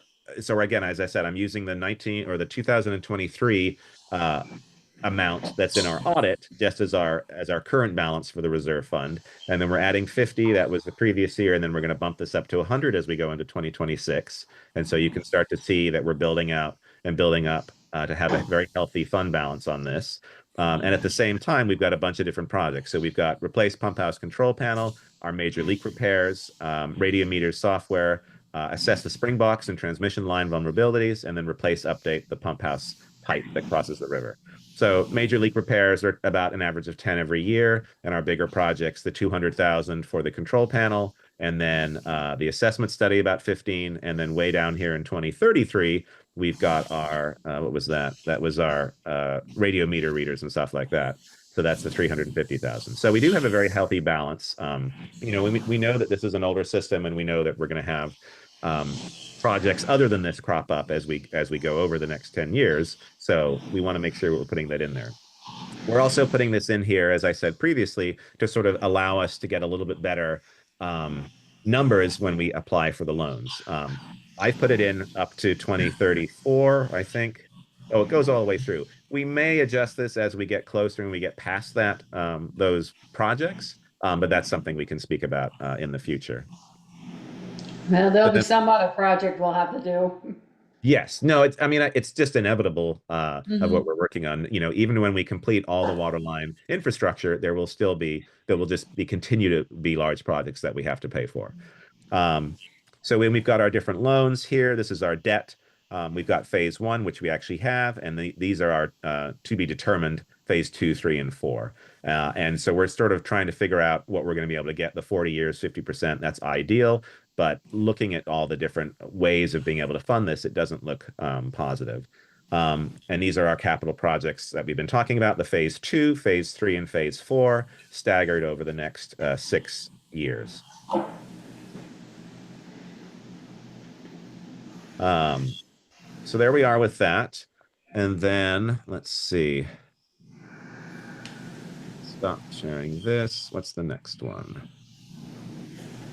Okay, so we'll talk about, so yeah, essentially we weren't able to get it combined into the projects. We've begun this process. We can't sort of go back on that. And it doesn't seem beneficial to us to be able to combine because it limits us so much in terms of who could possibly do this. So we're sticking with our current schedule, which is having, working with the state and the DWSRF to figure out what our, the next few years might look like. Let me share that form here. So this is our handy dandy scenarios, which you've seen before. And essentially, you know, as Jill and Steve and I get updates from the state, we're looking at these and we're doing our calculations, trying to figure out what these scenarios look like. We've got scenario 1 was our, you know, best case scenario. That's kind of like not applicable now. Scenario 4 were a couple of other ones that are no longer applicable with the information that we've learned. So if we're going through, this is what we're currently planning for. So we previously had like a 3% yearly increase. Talking to Jill and talking to Steve, it seems like, or sorry, 6%. It seems like 6 is an awful high increase with what we're looking at with our numbers. So I bumped that down to a 3% yearly increase on the system. We're bumping our reserve fund up, at least for the foreseeable future, into 2033. And then we've got our current debt, which we have now. So with our scenario 2, which was our 0% forgiveness and our 2% interest or admin fee for phase 2, that's what we're looking at for over 30 years. As we get into the next phase, we definitely, at least according to the DWSRF rate scale that we can look at in that form, we can get 40 years, 0% admin, and 49% forgiveness, or 50% forgiveness, I should say, because that's the 50, for phase 3 and phase 4. Obviously, these numbers might change because in 2 years, it's no longer a $4 million project. It might be a little bit higher, but we would bond for that at the time. And we'll have information about that as this project, you know, proceeds over the next couple of years. So this is what we're currently looking at. It's not ideal. It's not what we wanted, but I think it's a good way to go forward. It's sort of preparing for the scenario of not being able to get any kind of forgiveness for that first phase 2. So that would be our payment, $178,000. Correct. Yeah, Ian, can you also show them Double. what we'd like to try to do is if Freedom can try to get us a Northern Borders grant, because we don't qualify for the 50% forgiveness or the 0% admin fee, if she could apply and maybe get us $1 million grant, it would bring the financed amount down to 3 million, and it would bring that 178 down. Right. So really great. Scenario 3 here is the calculation of a $500,000 Northern Borders grant, and so we are at 3.5 million. So what we're looking at now is like anything to bring down what we're borrowing from the DWSRF, even if it affects our next phase. by a little bit. You can see that we were at 50,000 because we had higher debt, but now we're at 69. But all of it helps to be able to reduce that down. So this is having 500,000 support this project. Maybe we're lucky and we could apply for $1 million and we get $1 million, so that's going to be even less. But I think the numbers that we have to play with now and the numbers that we are looking at and have in our minds are going to be these higher numbers, and we should just expect these. And if we are successful with getting a Northern Borders grant or perhaps even earmarks, congressional spending money, we could offset that as well. And so, as Jill said, that could go to a $3 million, which then takes us down to whatever that is. I can't remember what it is. So that's sort of a better case scenario. But because those aren't guarantees, I think we should just have in our minds that it's going to be this going forward. So these are here's where we're at currently. Average yearly cost, and this is using as we talked about before, our higher users. We took a look at the specifications of how the state suggests you work out your billing units or your ERUs, and we could reduce our number of ERUs by combining more commercial units, even if it's with residents, if it's for an apartment block. Chris looked at numbers there, but really we cannot get enough to be able to reduce it down. That 695 that we used before was definitely a great number, but it's not really an accurate number. So what we've done with our rate increase is correct. That's what the state wants to use, and they're looking to us to provide that. But even combining and doing a little bit of making some of our larger users or number of apartments and things like that, it still doesn't get us into a place where we can actually get the 178 down anything. We still don't hit that threshold, even if we did some math. We need to drop by hundreds of ERUs, or if not over 200, and we can't do that. So everything is costed out. So sort of worst case scenario, not worst case, but this highest amount we're using our 977. This is where we're at now. And you can see as we start to go in, this is 5 years. Excuse me. We're at 400. We're at now 666, 760. So it's going to be going up, but the idea is that we can hopefully offset some of those costs by getting 500,000 or $1 million to be able to offset some of these loans from the state.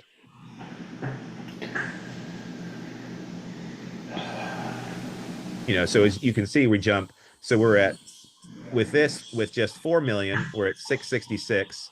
We knock off 500. We knock off 500,000. We're at 643. If we had another 500,000, we'd be maybe down at 625. It's just it levels that curve a little bit as we sort of go up higher with the rates.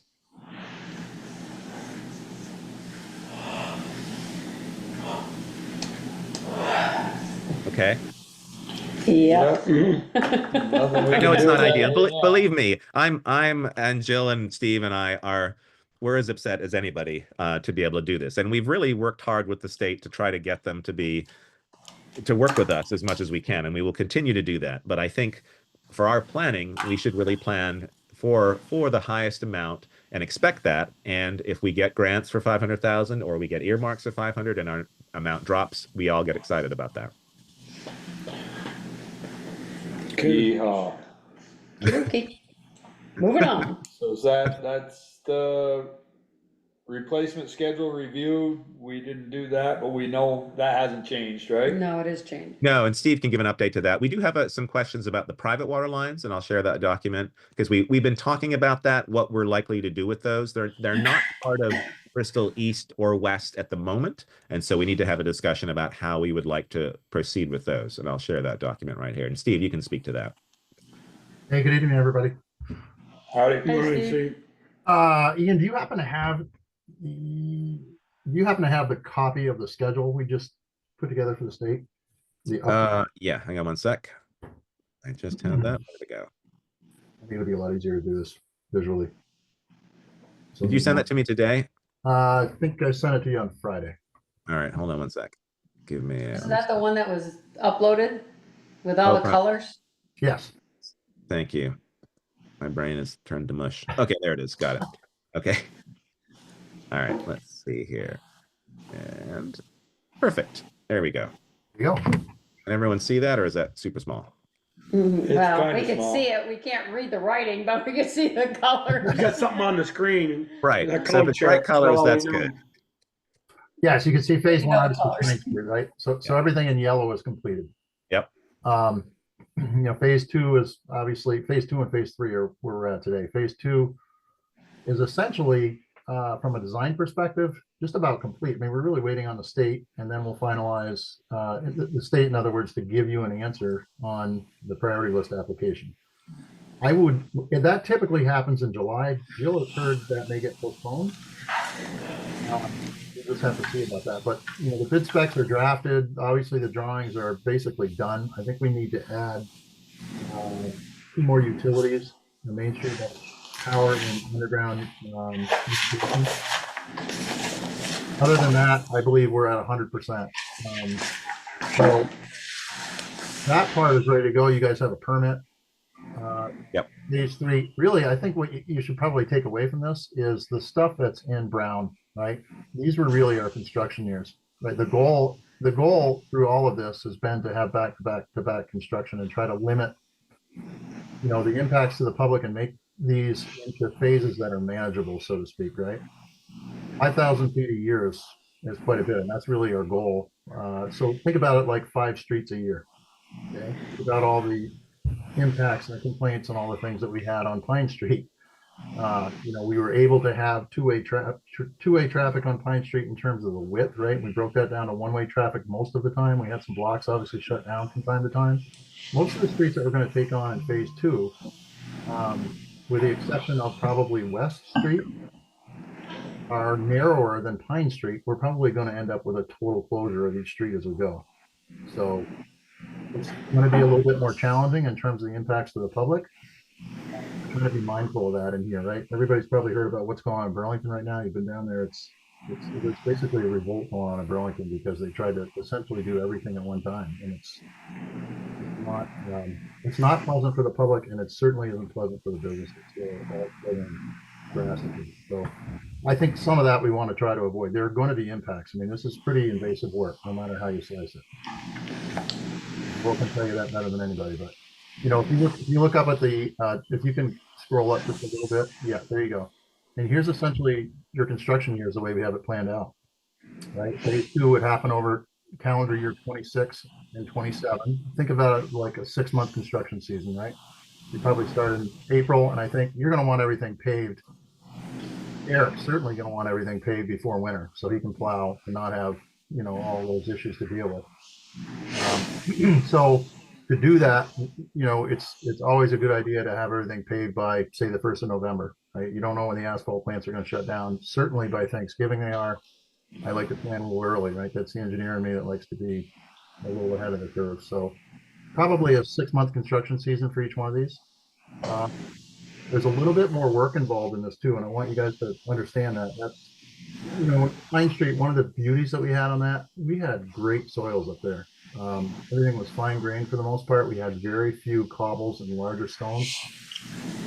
Everything that Peter's told me and everything that Eric and Jill have told me is as we get closer to the river, expect that we're going to get into a lot more boulders and cobbles, which means essentially we're going to have to either process or bring in bedding sand for that. I'm planning on the entire project, right, which is a lot more truck traffic and a lot more time. So those are some of the things that we're going to be probably adding time to this. If you were trying to look at it as how much should you guys achieve in a day in terms of number of feet, I think on Pine Street over the course of that project, we were about 30 feet a day.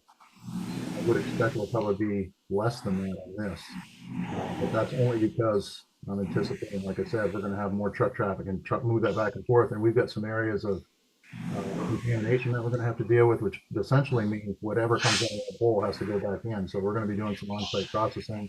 Some things I'll be talking to Peter about his view of what he thinks is realistic.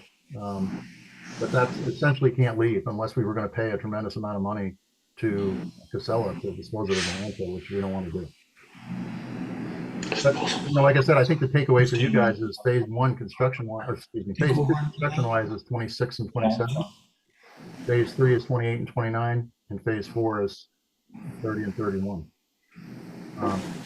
And I think what we didn't have on here the last time, nothing's really changed in terms of phase 2 and 3.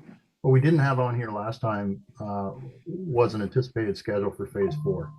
I think it was helpful for all of us to put that in here, and now you can kind of start to see, all right, we need to do an alternative analysis probably in 27, and then get the ball in terms of design and permitting and what we want to do following the alternative analysis. So I don't really know what that's going to look like today. I don't think any of us do, because we don't really know what the most cost-effective alternative is going to be yet. That's something we'll have to flesh out. That's the gist of it. I thought this would be a little bit easier to visually see this for you guys than just to talk about it. Yeah. Are there questions? Nope. No, just done. Can't wait till it's done. I know. Come back in 6 years. Yeah. Okay. Private water lines.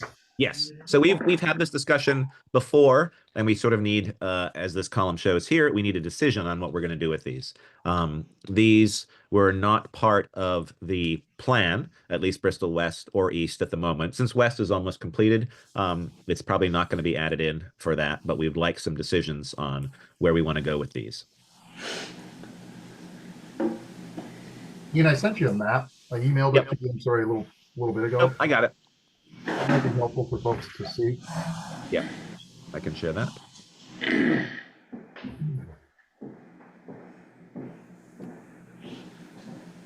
I think we want to talk about, South Street first. Yeah. So what is, let's see, you can see the Lathrop Mill here. It says 4-inch cast iron CI. Mm-hmm.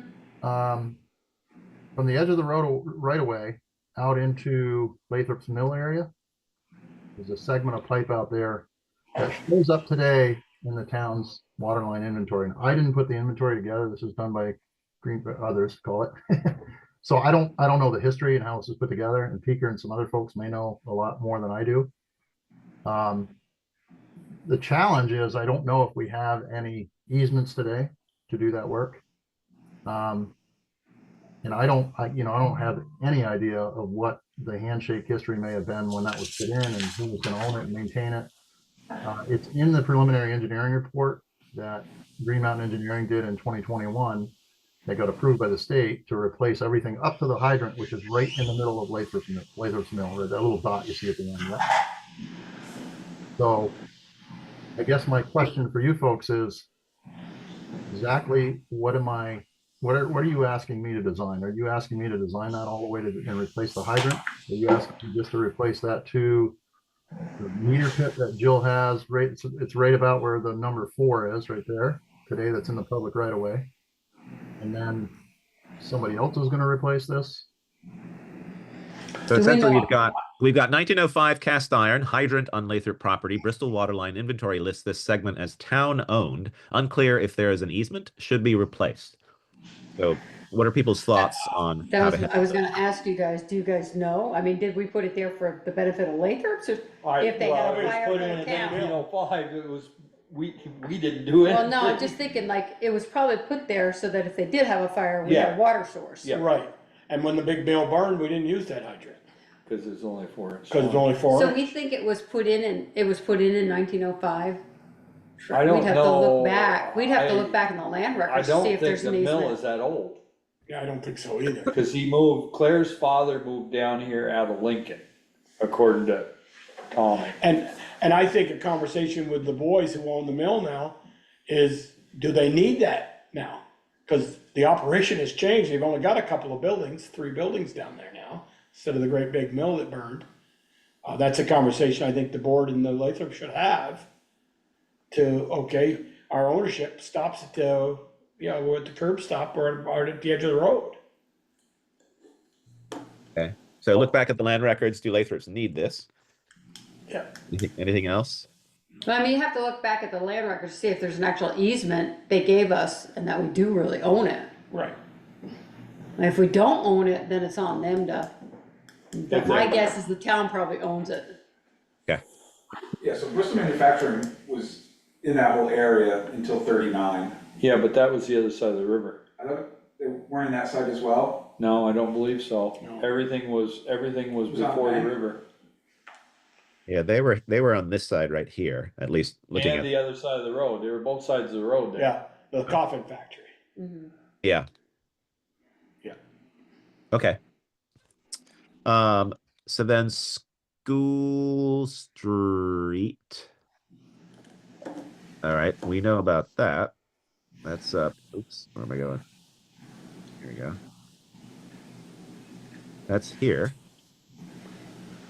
Yep. So the detail on that, oops, sorry, is 1905 galvanized. School district legally owns it today, should be replaced. Joe, wasn't there, I thought when we had a discussion with this, with, Patrick and Floyd, because of their own district, we were gonna see if there were any grant funds. Did we find out there were or were not? It's all it. So here's how this lead service line replacement thing is working. Is that we would be 100% eligible for a 50% grant. So it has to be engineered. So it's that same conundrum. It doesn't have the income sensitivity with the 1% MHI that the regular SRF does, supposedly. They're dumbfounded that nobody's taken them up on the offer to replace service lines for 3 times the cost with a 50% grant. And I'm saying it's because you're making the program too expensive. But don't we have the ability to get right away and everything there that we have to get anyway? So all we would have to do is do a quitclaim deed in order to replace that line. The school would have to quitclaim the interest of the water line to the town of Bristol. Right. Correct. And then And they would be happy to do that, I'm sure. And it could be done as part of a Yeah. project, or it could be done as a maintenance item in a inside of a whatever operating year you would want to do that. Meaning it's anything that's under 500 feet that's just an exact replacement can be done as a maintenance project. Anything where you're changing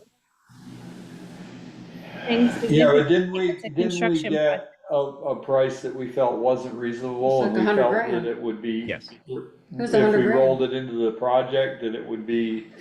Yes.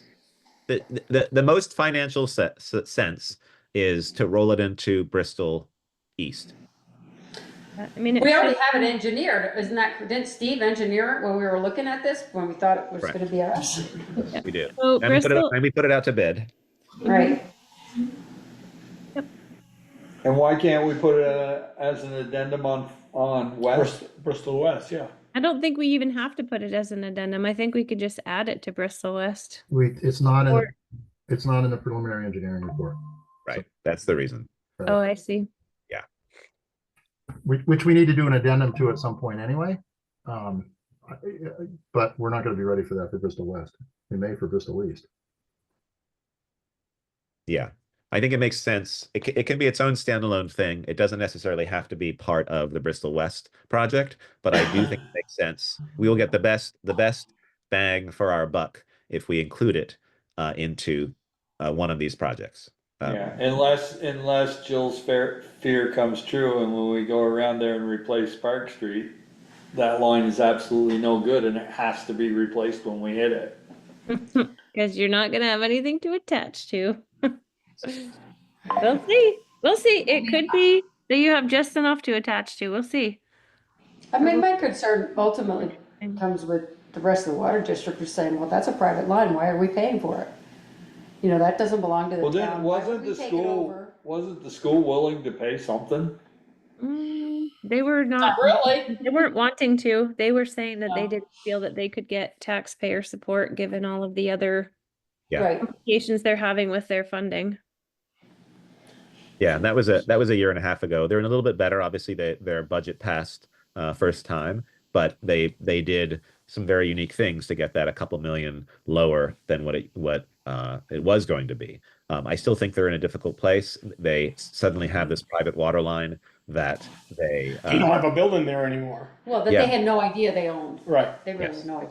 Yeah, I think they're absolutely Almost happy to market do the quick claim deed, and I think it's just something like, I think it's just something that it should have always been ours, and I think it's something that we just encapsulate into the next project and we take care of it. I won't say it should have always been ours, because I believe the school wanted it to be theirs. You know, Could because be. they owned the road and they Yeah. owned the building. Yeah. It was really technically a private line, and they just let people add on to it. Yeah. As a private line. Did they, or did the water system operator let the people add on to it? Right, that's a question So, too. oh, we got a But 6-inch going up. It doesn't matter, but. Right. yeah, doesn't really outside matter. of all of that, we want to be able to manage that. We want it to update it no matter what it is. We're not 100% sure it's 1905. That's a guess, because we haven't really seen it. But I think we When want to was take care. when was the school built? 60 something, Yeah. wasn't it? No. No, before that. No, It 1800. closed in 60 something. So I think it makes sense to us to do it. And I think if we pull it into the Great project, school. we're going to get a lot better price than we did putting it out to bid just as a unique project. Right. I think that's part of the reason, mobilization and everything for, what, 300 feet, 200 feet? Yeah. Yeah. But I think if we can do an amendment to Bristol West, that's the time to do it, when they've got that corner opened up. Okay. That would be, I mean, is that possible, Steve, to do an amendment to put that into that project? Not at this point, Beaker. That ship already sailed. Okay, so then that's out the, So if we get to it and something happens, but then we have to replace it, then it's not gonna be part of that? Or is there some kind of waiver that allows you to add an emergent? So. Okay, I'll let him answer that one before I ask my question. I think you'd have to use your capital reserve fund to pay for it if you had a water leak emergency and needed to replace a small water line segment. Yeah. Right. So, And then Yeah, ship you it could- to the school? That's true. Actually, one of the things, Peter, I probably misspoke on that. You're right. You probably could include it in Bristol West, but it wouldn't be eligible for state funding. but Steve, so Park Could and be School could Street be part of are, the loan. Park and the park and the School Street that's going from Park down to West Street, that's in the Bristol West project in the scope, correct? That's right. So could you do if the bids came in decent, could you do a change order for 200 feet going up towards the old high school? Absolutely. The question is it going to be eligible for state funding? Right, whether it's not or, yes. Which if it's not included in the preliminary engineering report, it will not be eligible. but we could do an addendum, and we'd have to pay for it out of, Something. We didn't include it in the funding application that we did. I'm not trying to throw cold water on anybody's ideas. I think they're all great ideas, but we didn't include it in the funding application that we submitted to the state. I totally understand that, and I get what you're saying. I'm just thinking that the time it should be done Is when you're there. is while we're there with the equipment, and the road is dug up, and not go back the next year and dig the road up again. Yeah, so it could be done more like right across from the town garage, Lawson Lane. Really, it was done by the same contractor. It just wasn't eligible for funding. Yeah. And that just so happened to be a developer cost to put it in the place where it needed to go, which is why that wasn't considered a town water line at that time. And we could also, one of the options is to speak with the school and say, look, we can put this into our Bristol West project, but we would like support from you to be able to pay. And maybe that We works. would like a donation. Right. At least 1/3. Well, that's a discussion that we can have with them. They definitely don't want it. Right, no, they don't want it. So, if we can help them as much as we can, I think that's a good thing to do. We want to take it over. We want to not have people without water in that area or have to look after it themselves or have the school look after it. So I've written down amendment to Bristol West, yes, but probably not eligible for funding. So I think I think you're right, Peter. I think doing it at the same time makes the most sense. If we dig that up on Park and we have an emergency, then we have to do it anyway. So let's just plan on doing that and plan on those funds coming from somewhere else. But could we also ask the residents to put in some money too. Like, I don't think that the school district would be able to swing a large amount, but maybe the school district and the residents together could each contribute a small part of it. Isn't that what you said we did in the other private lane instance? We did. There was a certain amount to be able to update that. It is a different situation, but it is something that we could explore. I mean, ultimately, you look at the school and say, if this water line fails, it's on you 100%. Absolutely. And that's why they're hesitant to let people connect to Right. it, because there are a lot of unknowns with that. Mm-hmm. Yep. Okay. All right, so speak with school district and residents RE funding. Okay. The next on the list is Lawrence Lane. See if I can drag that over here. There we go. All right, and the details on this are as follows. 1905 era cast iron, hydrant at end, not listed in Bristol waterline inventory, should be replaced. And this is something that maintaining it. this would be part of Bristol East. Yes, definitely. Yeah. Okay. And that's in the street, so it's not It's in the street. it's not a right-of-way issue. Yeah. Okay, so add it to Bristol East. Michelle, Done. do we need to do any title work on that, or because it's right in the road, are we good on that one? I mean, it's our road, right? Or is it a private No, lane? It's our road. The town We owns plow it. Lawrence Lane, right? It shows it there. Yeah, but that doesn't The mean dotted- doesn't mean it shows doesn't School mean any- Street too. Well, no, I'm not showing School Street as the, I'm seeing where the property lines are.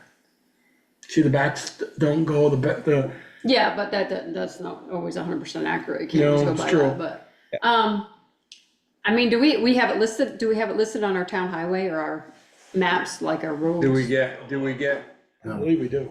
Do we get? We won't get State state funding. aid, probably not. Well, no, it it would would be on yeah, there, it would be on because that the map. old Road to the Rec Club was Right. on there. Mhm. I mean, if it's on our town map, highway maps, as a town map, I don't think you have to worry about it. If it's not, then we might have to do some title work. Okay. Listed as a class 3. Okay, so yeah, I think we're probably good. Okay, add it to Bristol East. All right, next one is Lawson Lane. Let's go. No, I'm telling you, What? no. It's over by the dump.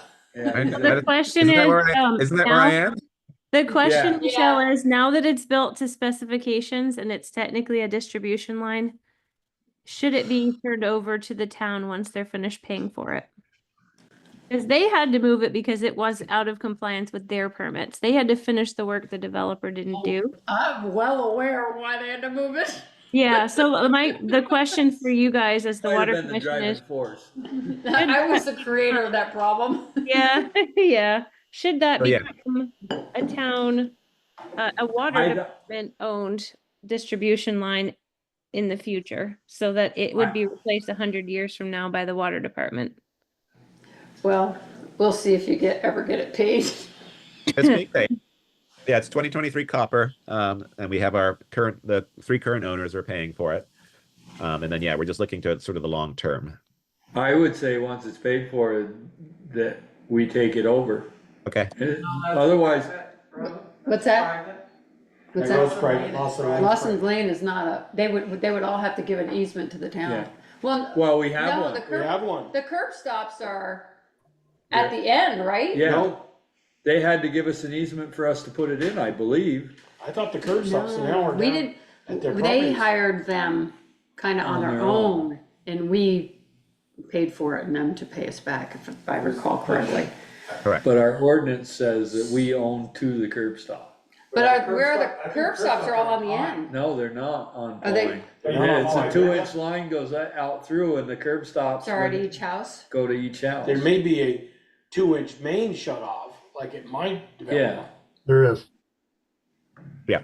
Yeah. And then each house has its individual curb box. Okay, so if it's a private, then if we already have an easement, then that's not a problem. It'd Can we be check on similar it? to what we had, With Joel's and my right, parents. but we'd have to get them to execute that Okay, Cause I don't know what you guys, I don't know what happened, you know, with the easement, but Yeah, we'd we have can to check do the an easement document. like we had, I don't, if we're gonna take it over. yeah, and I don't wanna do that until it's paid for. Right, Yep, definitely not do understood. anything until it's paid for. I've got that in here.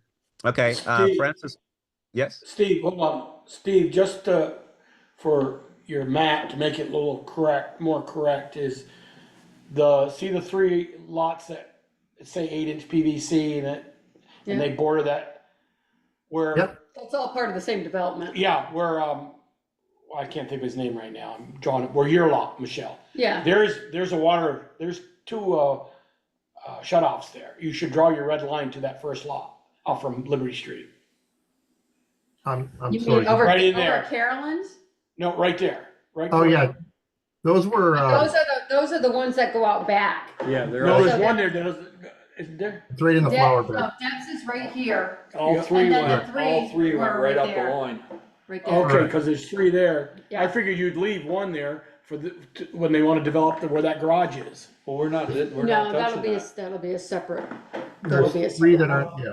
You're right, That Joel. water line for our old lot was supposed to come from the Liberty Street. Right. But why, if you're tied into that 8-inch main, why would you pull out one of them? Because That main is not coming out. No, I think he's talking about the 3 shut-offs for the ones in You back. don't Why believe not, they're why com- not leave one of them? Jill so plans that on they taking can- them out. Oh, okay. Right, Jill? You plan on taking those 3 out.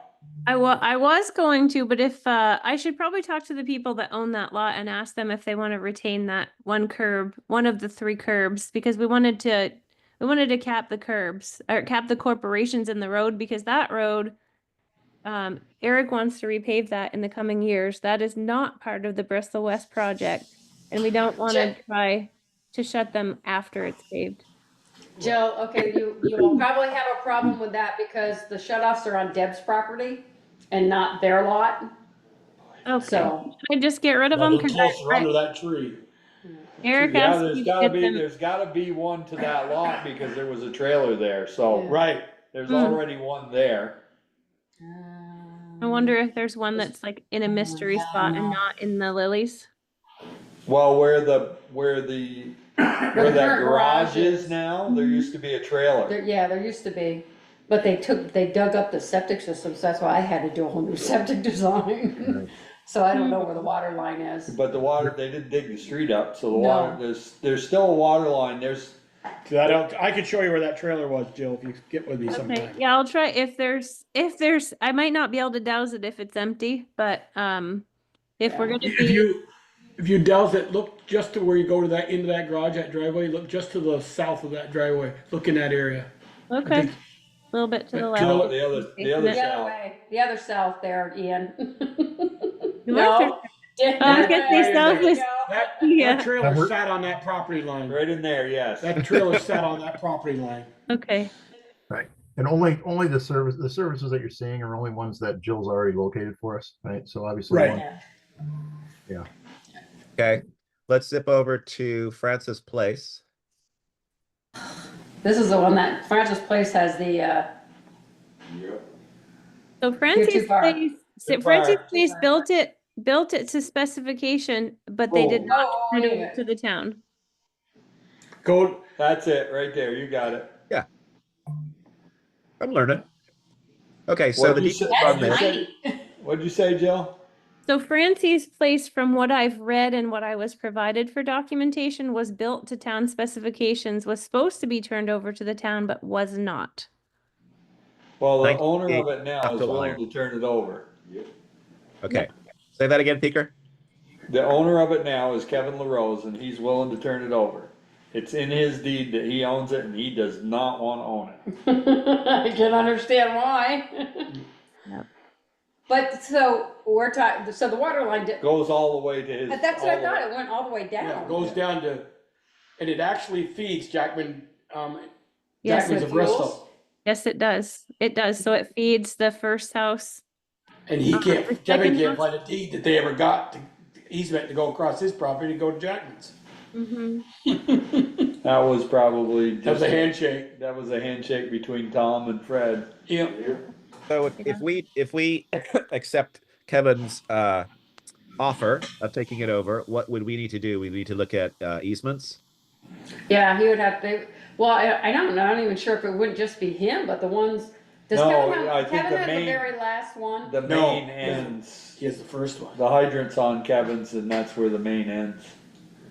And then it's all, And then it's and it's a just private copper, line. copper private line going to Okay. those. It's, that hydrant is right about, there's Kevin's house, there's his driveway right about there. Yeah. You can't see that, Joel. I'm Yeah, sorry. no, it's just, You it's should just be here. about opposite his house. Yeah. On the Is this far his side house of right the here? driveway. Just east Yeah, of his that's Kevin. driveway.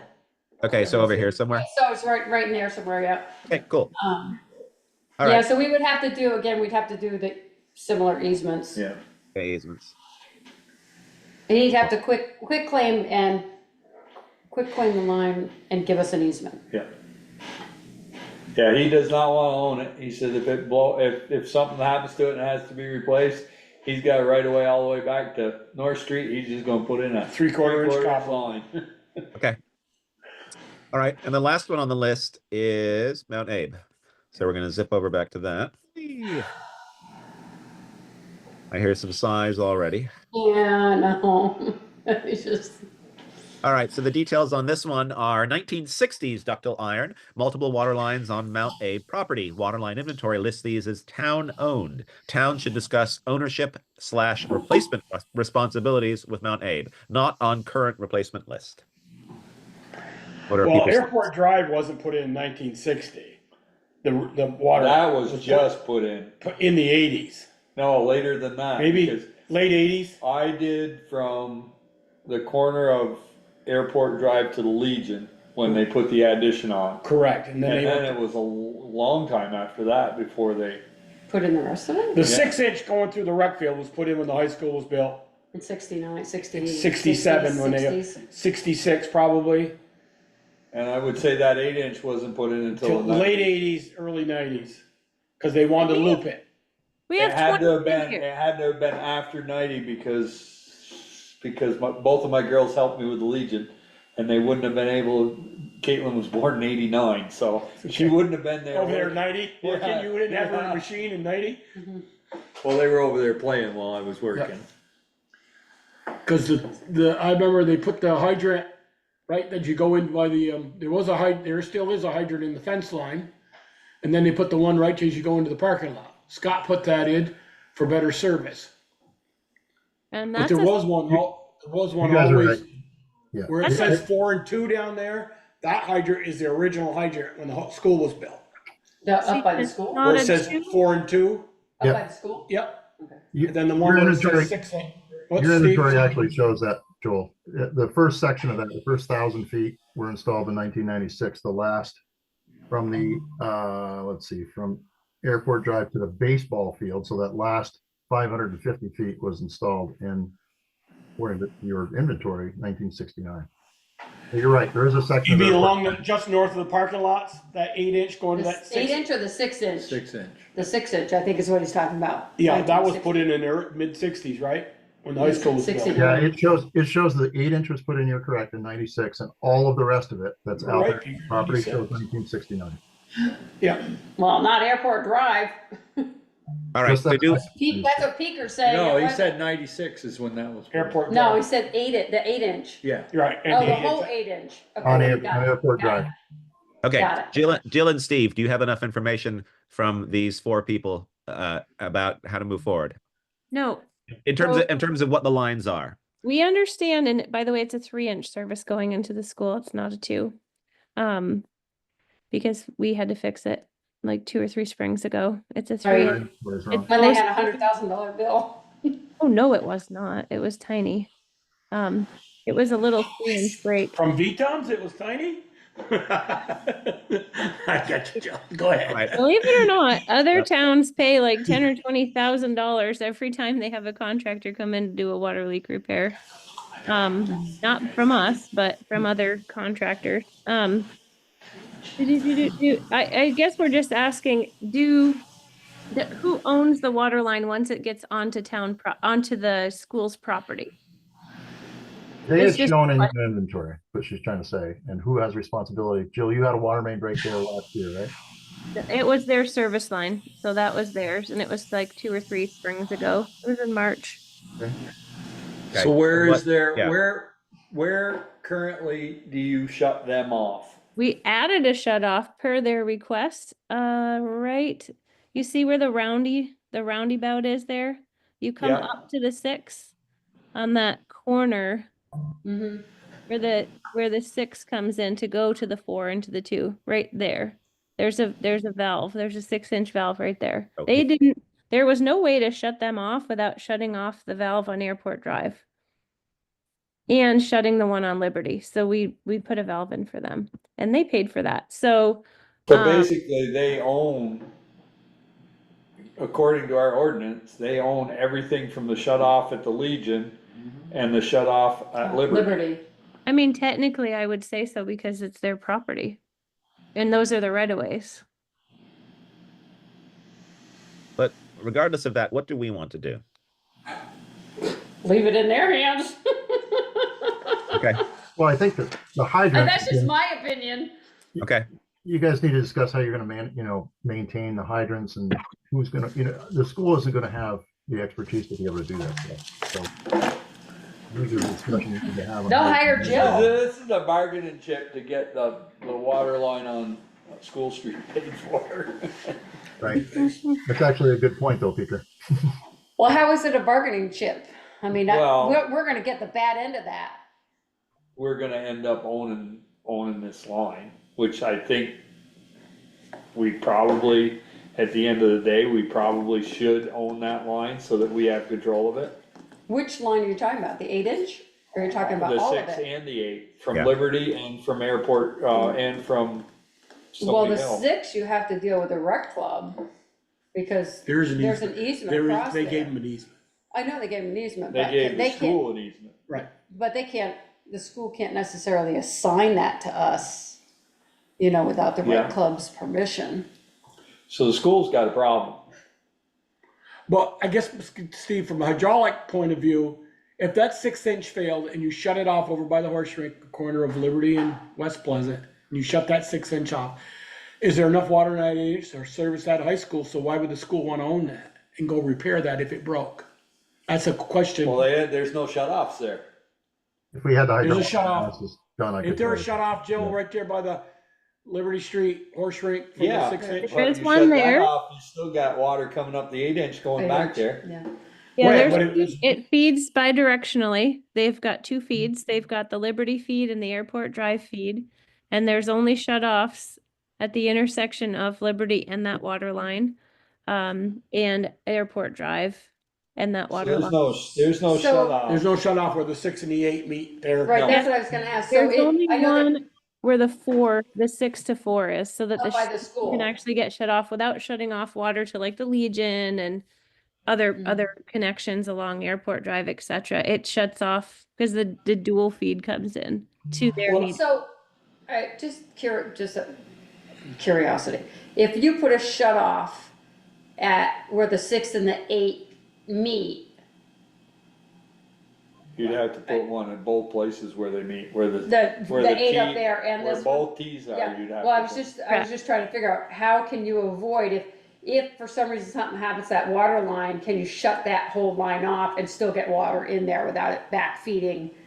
If you, backfeeding. you would have to put, you'd have to put But shut offs. 2 more in. Yep. Yeah.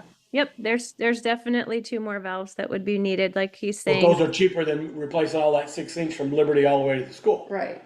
Precisely. It would I'm depend just where it's thinking broken. future problems to avoid.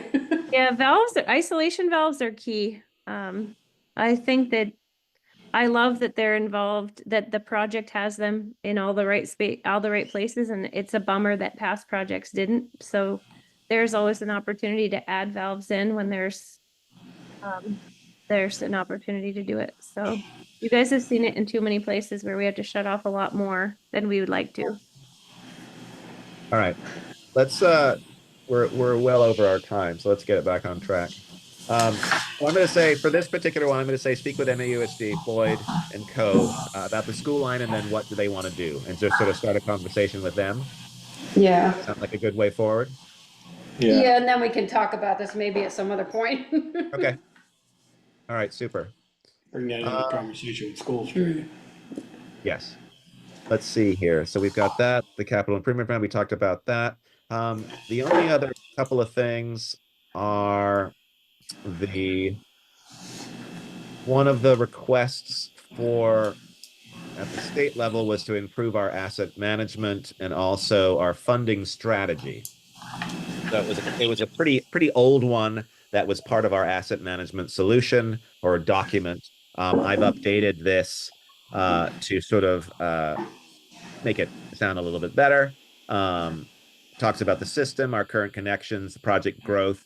In the previous one, which was from 2018, 2016, it talked about Lover's Lane. I think we can keep that on. We can also keep on. And so it's sort of detailing like where it is. It's an 18.8 acre parcel. We sold in 2018. Construction timeline dependent on market conditions. We're demonstrating that people are going to be joining onto the water system, hopefully increasing our numbers. And we also have the Stony Hill Business Park, and that went in, in our previous strategy that was in there is like, this is going to happen. That has happened now. So we've got Firehouse Apartments, and then we've got All Earth Renewables, and there's potentially other buildings going in there as well. What we've got here in terms of our strategic capital planning was equipment upgrades using our annual allocations, emergency repairs, and our major construction projects. Initially it was Pine Street was way out. It was another 10 years. We revised 6 to 7 year cycle for comprehensive infrastructure replacement because we knew that we would just never be able to get to these lines if we didn't start sooner. And then we're demonstrating our funding strategy. So we've got our capital fund accumulation. We've got our DWSRF planning loans, which we've used extensively throughout this projects. We're moving towards our construction loans for phase 2 and hopefully phase 3 and 4, grant financing, congressionally directed spending, and then obviously trying to get our loan forgiveness optimization, try to get as much as we can, or get that number down as much as we can. So that's going to go to the state hopefully this week, if I can get my act together here, and update them.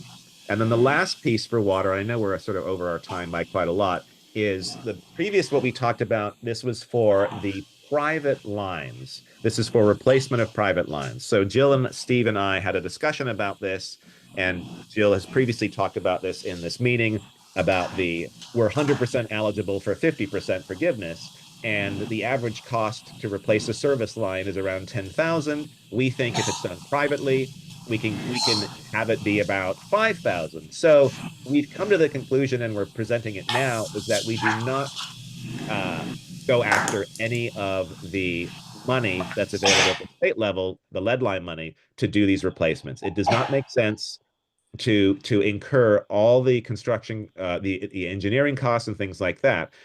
Also, the biggest part of this is then the liability. The entire liability, if the town pursues this with money from the state, is that it's all on us to replace these lines. It seems like a much better approach to work with homeowners, identify which ones need to be replaced, and work with them and try to find a plan and get as much help to them as possible. And that might look like recommending licensed contractors to do the work, being able to give sort of an average cost of what it might be.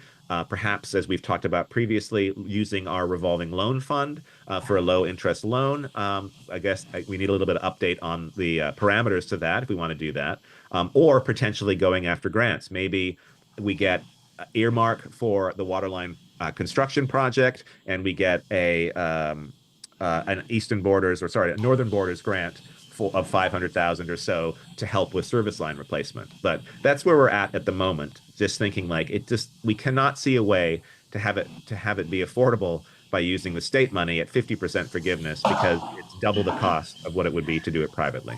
Yeah. Which is a shame. And as Jill has said, like, we talked to them and we're like, we would love to be able to do this. Like, if you did it 100%, even less than that, we would jump on this. But it just does not make sense because of all the extra things that you have to do that bump the price up, which is such a shame. Yeah. Jill, Steve, anything else to add in this very long wrap up of what's going on with the water and sewer district? No, just know that I probably hurt even more than you guys do, because I'm just so disappointed in all of it not being made more affordable and not having more of a subsidy and grant. Yeah.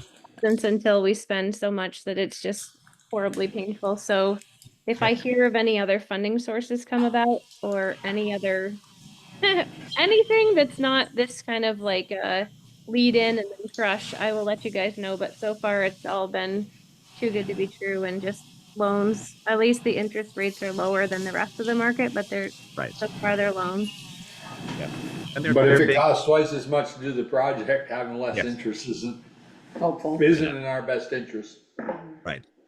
But we have to be pragmatic about this and sort of put numbers out there that we think we can get, and not try to tweak those numbers to make them lower. We want to be able to have those numbers out there that are as accurate as possible, and anything on top of that, another $500,000 grant, things like that, is just a great boost for us as we move forward over the next 6 years.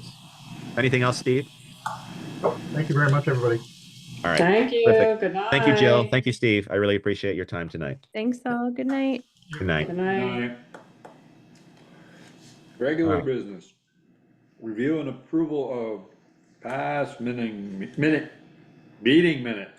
Just the May 12th, right, Ian? Correct. I make a motion to approve the May 12th, 2025 meeting minutes with the few corrections I had. It's already done. Further discussion? Just that's all we have, or still got some way backs? I can go back further than 2007 if you want me to. We got some We have some that old? Yes. that haven't been approved?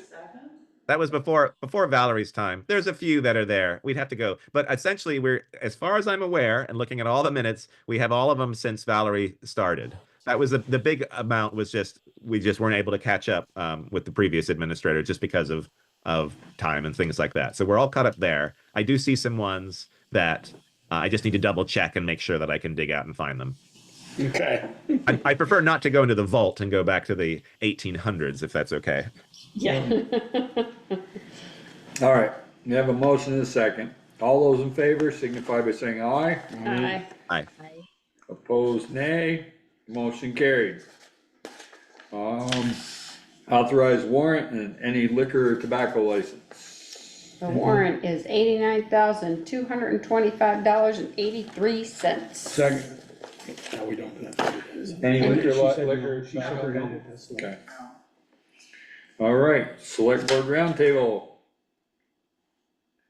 Joel. Just because of time. Fire panel, was insurance claim at the fire department, would they get hit by lightning or something? Yep. Yeah. Okay. Power surge. And then, Briggs Hill, I think we ought to revisit you guys. I stopped up there again at the bottom there where they wrote on the brick, the big blocks, and looked up there, and then I went down the river and looked up there, and I'm going, we did down the river longer spot than that, and I just think we ought to relook at it. And that's all I got. Michelle? I was gonna ask about Lawson Lane. Have we gotten any movement on payment for that? I think we've gotten We've received some. We've Some. received some of it. Okay. some of it, but not. Are we doing a road trip this year? Are Okay, well, you'll have to work out with Eric a date Yes. or whatever. And are you gonna do anything with that email from the town of Lincoln, Ian? Remind me what that was? He was trying to basically coordinate with the different towns and I can't. Oh, the I new can't- guy wanted the to, new- yeah. He was tasked with, let's see. I think he Ken wanted- Stockman. He wanted to do that. He wasn't tasked with it. Well, he was tasked with it because he wanted to do it. I'm unaware of that email. That does not ring a bell at all. Am I on that email? Yes, you are. It's a Stockman from Lincoln, and that's all I have. I'm gonna take this, sorry. Can you send that to me, please? Thank you. Yep. Okay. She's gotta go take a phone call. Oh, okay. Jessica? Nothing from me. Okay. Ian? Nothing from me. I have two things. And both of my guys here are gone, so we can decide without them. I had a discussion with Bruce about the going townwide and what we needed to do to get started, and I think we need to get started sooner rather than later because the year is gonna be up, and we were tasked with having this for next town meeting. Peter, Yes. on that, so we have an intern who is, that Jessica found us, who is actually, we're meeting with Bruce this week. He's doing data collection and putting together whatever data Bruce needs so we can do some true data analysis out of it. Okay, so I think you asked that in this is where I'm headed. In my conversation with Bruce, Bruce needs from us the data that we want.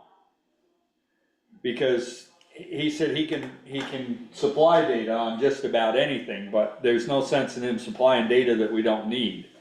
And it also doesn't feel that it's not the police department's job to sell this, it's the board's job to sell this, because he doesn't want it to look like he's looking for more territory, because that's not the case. I guess one of the things I would like in the study done, and Jessica, you can chime in here because it's an interim from the college, is if we could find out from the state police log, how many calls were generated and how many were responded. You know, if there were 500 calls and we responded to 200. I think all that information's in Okay. Spillman, I believe. I was gonna ask Bruce that question and I didn't. You know, how many of them were actually, somebody knocked on the door and said you called the police, state police? And or how many, we sent you a form and you filled it out and. How many calls had physical response? Right, that's what I'd like. The one thing that, because the state police is an agency that Bruce works with a lot, the one thing he does not wanna do is anything that's gonna make them look bad. So, you know. I agree. We're gonna wanna be careful about how we word the question or how we present the answer, as far as, calls responded to, or the nature of calls, maybe it's the nature of calls. I think that might be. But that's something that, like I said, we had the conversation, and I think we need to get started on sooner rather than later, cause the year's gonna be up. And we're gonna say we don't have, we're not prepared. And did you guys get an email from David Sharp about 3 weeks ago? About that question? Yeah. Should that be answered? That's a good, I thought it was a good question, something about, if we take over the state police territory, then they don't respond to anything. And I don't know that question. They won't respond, we'll be first responding agency, and then like the shootings here in the village where they'll come in and assist for anything that's over our head, and that might be, I guess, basically, that's the role that VSP wants to play anyway. They don't wanna be the lead on it. I mean, why I read that, because I was reading the state police log this Thursday's Addison, and it said, state police stopped a DWI on Elm Street in Middlebury. And I do see them occasionally, blue light going, you know, state police in the town of Middlebury. So, you know, they do. They see a violation, they're patrolling, right. They're still patrol the highways. Yeah. Okay. All right, so that, we need to get that figured out, and if this intern's coming, that'll be great. And we can, I mean, we just need to have them get the information that we want, not just get. We should point them in the right direction. We don't need a bunch of useless data that just for the sake of having data. It should be data that says what we want or explains what we're trying to gain. And then the other question I had, where did the money come from for the car for the resource officer? ARPA. That was ARPA funds. That, and I haven't spoke to Bruce about this, but that should be insured through the general fund, and it should be, fueled and repaired through the general fund. Because that position is not a police position. And we have a line item in the budget now for a vehicle, that's where it falls currently. Okay. And that's where anything should go in that. You may fall short next year because we hadn't fully, I don't know what next year's budget numbers are off the top of my head. Okay, well, I was just thinking about it. All the expenses of that position. All the expenses of that position are town borne, not police not police district borne. Right. So as long as we're aware of that. Yep. Okay, and that's all I have. Administrators report. Most of the stuff is stuff that we've talked about this evening, the last couple of weeks. I'd like to thank Peker and Eric and the rest of the Public Works crew for responding very quickly to our landslide on West Street about, was that a week ago or a week and a half ago? 2 weeks. 2 weeks 2 ago. weeks ago yesterday. I'd like to thank you for your time for Only that. 2 weeks ago That was quite a shock for that to happen, but there's an awful lot of rock down there now, so it doesn't look like it's going to happen again. Hopefully not. Don't hold your breath. Ian, on that subject, are we going to submit the paperwork or the billing for that to the Agency of Transportation, because it's. So we had to wait for the okay from them to start, but they said, don't hold your breath for any funding. Yeah, it didn't really meet a threshold. Yeah. Didn't cost enough. You Oh, we saying- can make you're that saying happen. I didn't charge enough? Is that what you're saying? Yeah. I mean, Yeah, so thank you for that. I've been working, obviously, the water. I've been working with the town administrator position, filling that role. We obviously had our interviews a couple weeks ago, and doing a lot of other different things that I can't think of off the top of my head. Maybe it's time to, from this board, not as a board position, but this resident Bristol, maybe we write the state of Vermont and tell them, oh, by the way, in the winter of 27, 28, you're gonna take over 116 plowing and sanding and salting it, and no more we are. And we don't plow from Stony Hill to East Street anymore, from Lord's Prairie Rock. They plow through Heinsberg, they plow through Starksboro, Plow through Yeah, Virginia's. but Virgins, the Village Fathers years ago. Yes, But we abolished the village, so maybe that can be abolished, but they maybe- plow right through the city, the town of, Do they plow? Heinsberg. Do they plow 7 in Middlebury? no, they dropped the plow at the top of the hill and, no, No, top of the hill where? they do plow On from, North Pleasant? when they go south out of Creek Road, they drop the plow, but I don't know if they do through Court Street. I don't know, I could ask those guys. Another thing for the road crew, I'd like to shout out to Colby. Colby was going up to Queen Bee's to get supper on Memorial Day Sunday and hit a pothole that he felt was a danger to the public, and at 8 o'clock at night, him and Eric were out there filling that pothole. Good So, for him. I mean, it's nice to see a young person in a position take the initiative to call his supervisor and take care of a problem on the weekend without having to be hounded. But he was just afraid that somebody was gonna get hurt. That's how big the pothole was, so. That's great. Thank you, Colby. Yep. Anything else, Ian? Nope. Other business? We have our, Sharon's provided our general budget reports. I don't know if Chris or Sharon want to speak to that. We had a few questions come from Michelle. I don't know if you want to take the time now to look at those. And we also have No. okay, They general said fund. they're we had- looking, they're working on my questions. Okay. We'll let you know. Yeah. Well, my goal is by next meeting in a week, is we'll just give you a report on your questions and what changes and what we Yeah, found. no, that's Found for fine. you. I look at them and say, okay, if I have questions, either you don't know or somebody else has the same questions. No, I think that's the right way to do it. It's obviously, it's a long document to go through in a meeting. And so I think having the questions is very helpful. All right, any correspondence reports or anything else? Nope. Executive session? Yes, executive session for the 5 of us. Okay, the 5, 2, 4. The 3 of us, Okay, Jessica yeah. and. I'll make a motion, we enter into executive session to discuss personal matters per 1 VSA section 313. Thank you, Chris. Thank you, Sharon. Hopefully I'll be back. Good night, you at some point. too. Waiting on a second. Second, sorry. All those in favor, signify by saying aye. Aye. Opposed, nay. Motion carried. We are in executive session. Wait, you gotta get In Jimmy. China Jimmy's and got it. in Bristol. Jimmy's Jimmy's got it. gone. Good night, Jimmy. Good night, Jimmy. It's gone. Let me stop this recording.